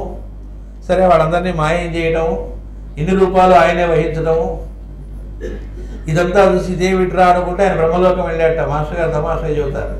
బ్రహ్మలోకంలోకి వెళ్ళేప్పటికి అక్కడ ఉండేవాడు లోపలికి రానివ్వలేదట. ఎవరికి సార్ అన్నట్టు, నేను బ్రహ్మన్ అన్నట్టు, ఏ లోకానికి అన్నట్టు, ఏ లోకం ఏమిట్రా, ఈ లోకానికి అన్నట్టు, ఏది ఐడి ప్రూఫ్ ఏది అన్నట్టు. మాస్టర్ గారు హాస్యంగా చెప్పినట్టుగా చెబుతూ అక్కడ మనం చాలా జాగ్రత్తగా చూసుకోవాల్సింది. లోపల నుంచి మ్యూజిక్ వినపడుతుంది, డ్యాన్సులు అవి ఎవరంటే సరస్వతి అంటే బ్రహ్మగారు పాడమంటే ఆవిడ డ్యాన్సెస్ పాడుతుందని చెప్పారు. ఇదేమన్నా నా వైఫ్ దగ్గర టెన్షన్ పుట్టింది, లోపలికి పోనివట్లే. కాసేపటికి బల్బు వెలిగిందిట, పరిగెత్తుకు వచ్చి కృష్ణుడి పాదాల మీద పడ్డాడు. పడితే ఆయన ఏదో కవర్ ఇచ్చాట, ఏంటంటే ఐడి అన్నారు. ఓహ్ అన్నారు, ఇక్కడ ధర బాబు తీసుకెళ్ళి వాడికి ఇవ్వన్నారట. అక్కడ ఇచ్చాట, ఇచ్చి పరిగెత్తుకు లోపలికి వెళ్తే అక్కడ పాట లేదు, మ్యూజిక్ లేదు, అంతా మాయ. మళ్ళీ పరిగెత్తుకు బయటకు వచ్చాట, ఏంటంటే మళ్ళీ ఐడి ప్రూఫ్ లేకపోతే మళ్ళీ ఇక్కడ ఇబ్బంది వస్తుందో తీసుకున్నాట. వాళ్ళ దగ్గర తీసుకొని తిరిగి చూసాట, చూస్తే స్వామి పాదముద్రలు ఉన్నాయట. అంటే అక్కడ మాస్టర్ గారు హాస్యంగా చెప్పినట్టుగా చెబుతూ అసలు విషయంలోకి తీసుకెళ్ళటం మనల్ని. అంటే ఏమిటి అంటే భగవంతుడి పాదాలు ఎంతటి వాడైనా పొరపాటు పడవచ్చు, బ్రహ్మకే అయింది కాబట్టి గ్రాంటెడ్ అని కాకుండా అలా జారకుండా ఉండాలని చెబుతూ వాడి పాదాలని పట్టుకోవటం. కాబట్టి బ్రహ్మకైనా కూడా నీ పాదాలని పూజించాల్సిందే. ఇక్కడ ఇంకో అర్థం కూడా ఏంటంటే ఈ సృష్టి మొత్తం కూడా బ్రహ్మ సృష్టి అంటారు కదా, ఈ సృష్టి అంతా భగవంతుడి యొక్క ఒక పాదము. పాదోస్య విశ్వభూతాని త్రిపాదస్య అమృతం దేవి. అంటే ఈ 1/4 మాత్రమే మనకు వ్యక్తం అవుతున్న లోకం మొత్తం కలిపి పరమాత్మలో 1/4, 4వ వంతు, క్వార్టర్ అంటాం పాదం అంటే. అందుకే బ్రహ్మ కడిగిన పాదము అంటారు. అంటే బ్రహ్మ ద్వారా ఈ లోకంలోకి వ్యక్తమైనటువంటిది పాదము అంటే 1/4 అని. దీన్ని ఆయన సేవిస్తూ ఉన్నాడు. అంటే మనందరినీ సృష్టించి మనందరినీ చూసుకోవడం, ఈ కథంతా ఈ సృష్టి అంతా బ్రహ్మదేవుడు చేస్తున్నట్లనే ఆయన సేవిస్తూ ఉన్నాడు. ఎవరిని సేవిస్తున్నాడు? మనల్ని చూడట్లే ఆయన, ఇదంతా పరమాత్మగా సేవిస్తున్నాడు. కాబట్టి బ్రహ్మకు కూడా అది ఉందిట అంటే బ్రహ్మకే అది ఉన్నప్పుడు మనం కూడా అలా ఉండాలి అని అర్థం. మాస్టర్ గారి దగ్గర నా పాద సేవ అంటే నా పాదాల మీద పట్టమని కాదు, అందరిలో నన్ను చూసి సేవ చేయటం అని చెప్పారు. గురువు గారు వస్తే ఆయన వరకు చూస్తామండి అని కాకుండా సోదర బృందంలో ఉన్న మన అందరిలో కూడా మనం అలా సేవించగలిగితే, లేదా ఆయన వచ్చినప్పుడు ఆయన సేవించడం అనేది పెద్ద విషయం కాదు. అది కాక ఆయన సేవించే కాదు, సేవించాలి. కానీ అది మాత్రమే కాకుండా మాస్టర్ గారు ఒక మాట చెప్పారు, నీకు సేవ చేసేటువంటి వాళ్ళు అంటే భార్య కావచ్చు, ఇంట్లో బిడ్డలు కావచ్చు, లేకపోతే సోదర బృందంలో ఎవరైతే ఉన్నారో వాళ్ళల్లో నువ్వు గనక పరమాత్మను చూసి వాళ్ళ ఆదరిస్తున్నది ఈ రూపంలో నీకు ఎందుకు పనికిరాని వాడివి, నీకు రకమైనటువంటి సేవ వాళ్ళు చేయటం వల్ల నువ్వు జీవనాధారం సాగుతోంది, వంట చేసి పెట్టడం కావచ్చు, ఇంకోటి కావచ్చు, ఎంతో ప్రేమతో అలాంటి వాళ్ళని ఏర్పాటు చేసి పరమాత్మ రెండు కటాక్షిస్తున్నాడని కనుక దర్శించి ఆ రకంగా వాళ్ళని కనుక నువ్వు చూడగలిగితే, అంటే బయట ఉపన్యాసాలు చదవడమో లేకపోతే ఇంకేదో పుస్తకాలు రాయటం ఇవన్నీ కాదు, అసలు నీ విషయాలన్నీ కూడా నువ్వు ఏవైతే చిన్న విషయాలు అనుకుంటున్నా కదా వీడికి జాతగా అవి చోటలాగా ఉంటాడు ఆ విషయాలు, అవన్నీ చేసి పెట్టి ఏర్పాటు చేస్తున్నటువంటి వాళ్ళని చిన్న చూపు చూడటం కాకుండా, వాళ్ళకి ఏవి తెలియని భ్రమలో పట్టడం కాకుండా, ఆ చేస్తున్నటువంటి వాళ్ళ నుంచి అది ఎవరి ప్రేమ? పరమాత్మ ప్రేమట. ఆ రూపంలో వాడే పరమాత్మ సేవిస్తున్నాడు మనల్ని, మనం కాదు ఆయన సేవిస్తోంది. అది దర్శించగలిగి అట్లా మనం ఇతరులలో మనం అలా ఉండగలమా? అది దేన్ని నేర్పడానికి? అది మనం ఇతరులలో అలా ఉండడానికి.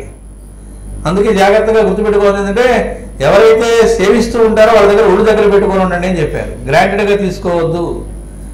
సేవ ఎంతగా చేయించుకుంటారో అంతగా పదవి చెందుతామని చెప్పారు. అంటే గ్రాంటెడ్గా తీసుకొని చేస్తారు కదా, హక్కులాగా తీసుకొని చేసేవాడు దొరికారు కదా అని సేవించుకోవడం కాదు. మాస్టర్ గారు చెప్పారు, డిస్పెన్సరీ నువ్వు సర్వీస్ చేస్తూ ఉంటే గౌరవించి చాలామంది చాలా ఎట్లా వీళ్ళకి ఏం చేద్దామని ఎదురు చూస్తూ ఉంటారు. అవన్నీ నువ్వు ఉపయోగించుకున్నావా జాగ్రత్త నాశనం అవుతావు అన్నారు. అంటే సొంతానికి ఉపయోగించుకుంటే అని, వీళ్ళు దొరికారు కదా మనం సొంతానికి ఎలా ఉపయోగించుకుందామా అని చెప్పి మన బట్టలు ఆరేయమనో, ఉతకమనో, లేకపోతే ఇస్త్రీ చేయమనో, లేకపోతే ప్రతి పనికి వాడుకోవటమో, మడతలు పెట్టమనో, ఇల్లు చూపమనో, రకరకాలుగా నేను డిస్పెన్సరీ సర్వీస్లో ఉన్నానండి, ఎంతో చేస్తూ ఉన్నాను, వైద్య సేవలో ఉన్నా, కాబట్టి మా పర్సనల్ విషయాలు కొంతమంది చుట్టం తప్పేమీ లేదు అనుకోవాలి అన్నారు. ఎందుకంటే ఈకే గారు ఎప్పుడైనా అలా చేయించుకున్నారా? ఇప్పుడు అనంతకృష్ణ గారు కుటుంబం వాళ్ళు ఏమైనా చేయించుకున్నారా? చేయించుకోలేదుగా. వాళ్ళ కంచమే ఎత్తనివ్వరు. అంటే అర్థం ఏమిటి? మనం అట్లా సేవించడానికి సిద్ధంగా ఉన్న వాళ్ళలో ఇంకా ఒళ్ళు దగ్గర పెట్టుకుని వాళ్ళలో మనం ఆయన చూసి సేవించగలగటం, లేదా ఒక్కోసారి వాళ్ళు సేవిస్తూ ఉన్నప్పుడు ఏదో గ్రాంటెడ్ లాగా ఏదో చాలా పరిస్థితిలో ఉన్నట్టుగా ఆ సేవిస్తున్న వాళ్ళతో ఏదో కింద స్థితి అనుకుని పొరపాటు పడటం కాకుండా, వాళ్ళు ఎలా చేస్తున్నారో చూసుకొని మనం కూడా అలా సేవించగలిగే స్థితికి రావడం అని అర్థం అన్నమాట.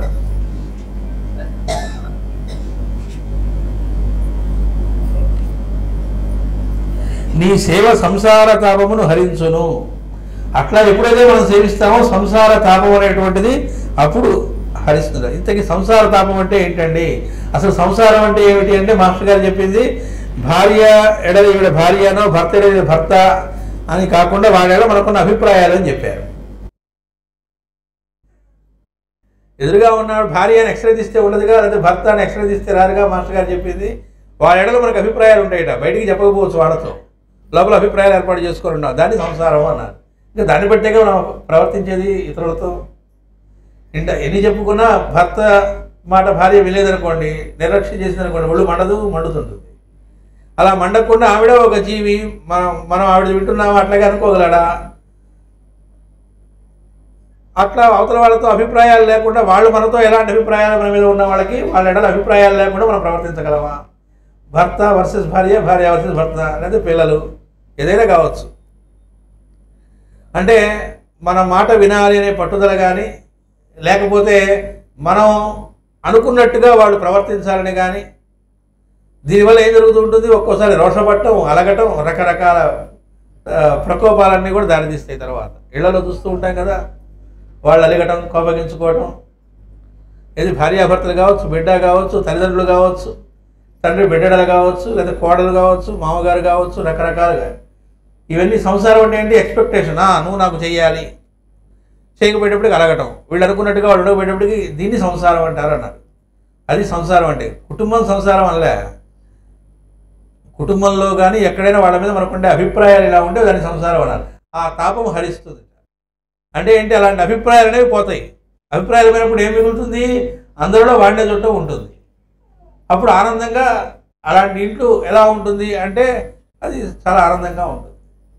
ఈ అభిప్రాయాలనే చిత్తవిత్తం అన్నాడు లీలాసురుడు. చిత్త విత్తం అన్నారు, చిత్త వృత్తులనేమో పతంజలి చెప్పారు.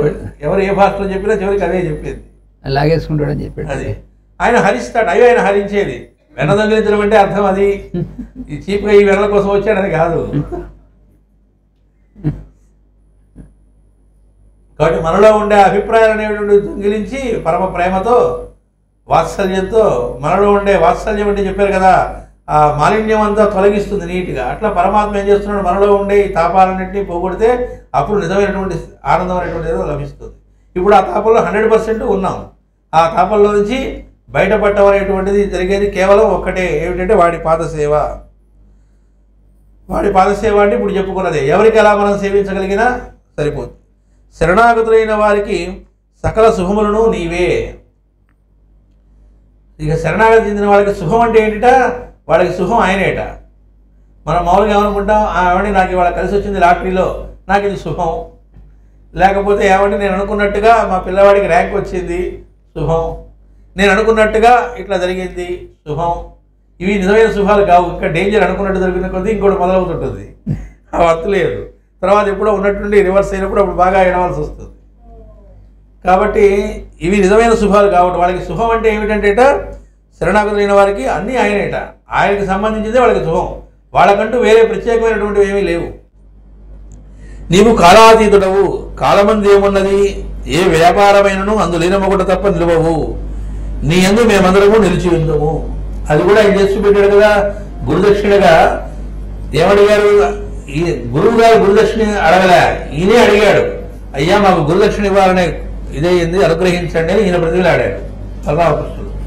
అడిగితే ఆయన ఆలోచించాట, ఆయనకేం తట్టలేదు. ఆ గురువు చూడండి, అదేం గురువు అండి, గురుదక్షిణ ఇస్తాను. పైగా ఆయనకు ముందే చెప్పారు, సాందీపుడికి ముందుగానే నీ దగ్గరికి అవతారమూర్తి వస్తాడు, వాళ్ళు నీ శిష్యరికం చేస్తారని ముందే తెలుసు ఆయనకి.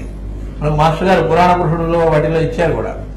సో అలా వచ్చారని తెలుసు, వాళ్ళు మామూలు వాళ్ళు కాదని తెలుసు. అలాంటి పరమాత్మే గురుదక్షిణ ఇస్తారు బ్రతుకులాడినప్పుడు మనమైతే లిస్టు చాలా అడుగుతాం. అది కాదు కాబట్టి ఆయన గురువు అయ్యాడు పరమాత్మకి. అడిగితే ఆయన చాలా ఆలోచించి ఆయనకి ఏం తట్టలేదట. అప్పుడు భార్యతో సంప్రదించాడట. అప్పుడు భార్య అడిగిందిట, ఏమనంటే ఆవిడ మన బిడ్డ పోయాడు కదా, అతను కావాలి. పోయిన బిడ్డని ఏమంటాడండి అని అల్లే ఆయన ఏమి, అలాగే అన్నారు. సరే వెళ్ళారు. ముందు ఆ సముద్రంలో పంచజనులని రాక్షస సముద్రంలో కొట్టుకుపోయాడు ప్రభాస్ తీర్థంలో. అంటే ఆ సముద్రం దగ్గరికి వెళ్ళడం, సముద్రం వెంటనే వచ్చాట, అయ్యా సార్ ఏం కావాలని. అంటే ఇట్లా అంటే నేను ఏం రాకపోయలేదండి. మరి సముద్రంలోకి వెళ్ళాక అంటే ఇక్కడ ఒక రాక్షసుడు ఉన్నాడు పంచజనులని, వాడు లోపలే ఉంటాడు, శంఖ రూపంలో ఉంటాడు, వాడు మింగాడండి. లోపలికి వెళ్ళి వాడిని చంపారట. పొట్ట చూస్తే అందులో శంఖం తప్ప ఇంకేం దొరకలేదట. అదే పాంచజన్యం. ఇక అక్కడి నుంచి ఏం చేశారు, ఎవరైనా ఎక్కడికి పోతారు, చివరికి ఎవరో కాడికి పోవాల్సిందేగా, యముడి దగ్గరికి పోయారట. సంయమని అంటారట ఆయన యొక్క నగరాన్ని. ఇది క్యాపిటల్ సిటీ. యమలోకం అంటే సినిమాలు చూపెట్టే ఒక డెన్ కాదు, క్యాపిటల్ సిటీ ఉంటుంది అక్కడ కూడా. దానిలో ఉంటాట ఆయన. అక్కడికి వెళ్ళిన ఆయన వెంటనే ఎస్ఆర్ ఏం కావాలన్నట్ట, మా గురు కూతుర్ని పట్టరా అన్నట్ట. అలాగేనండి తీసుకొచ్చి ఇచ్చాట. ఏంటి వెన్నీ అసలు ఎట్ట కుదురుతాయి, పెనువాడిని తేవటం ఏమిటి, మనకు అంతుపట్టేవే అంటే కాలానికి అతీతుడు అని తీసుకొచ్చి ఏం చెప్పాడు, అక్కడ అసలు పాయింట్ ఉంది. తీసుకొచ్చి గురువు దగ్గర, అయ్యా మీ అనుగ్రహం వల్ల వీడిని తేగలిగారని చెప్పారు. గరుడకేతనంలో వస్తుంది. ఏమనంటే ఆవిడకి పాపం దేవకీదేవి అష్టమ గర్భం కదా, ముందు 7 మరణించారు కదా. వాడు కంసుడు అలా పైకి లేపి ఆ బిడ్డలందరినీ నాకు చూడాలన్నదని అడిగింది. కన్నదిగా వారందరినీ మోసి కృష్ణుడు వాళ్ళందరినీ కూడా దర్శనం చేయించి ఆ బిడ్డలతో ఆవిడ కాసేపు గడిపేట్టు చేశాడు. ఎలా ప్రాక్టికల్ ఇది మామూలుగా. అందుకని ఏ వ్యాపారమైనను అందులో ఈనమొకట తప్ప నిలవవు. నీ యందు మేమందరము నిజయుందము. మేమంతా ఎక్కడున్నా నీ యందు మేము ఉన్నాం అని చెప్తున్నారు అని ఒకడు మొక్కాను. వదిలేస్తాను.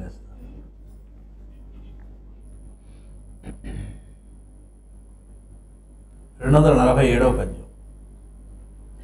నీ పాదాబ్జము బ్రహ్మ అయింది. 247 అయింది. 245 ఉన్నారము సౌఖ్యంబున విన్నారము నీ ప్రతాప విక్రమ కథలన్ మన్నారము ధనికులమై కన్నారము తావకాంఘ్రి కమలములు హరి.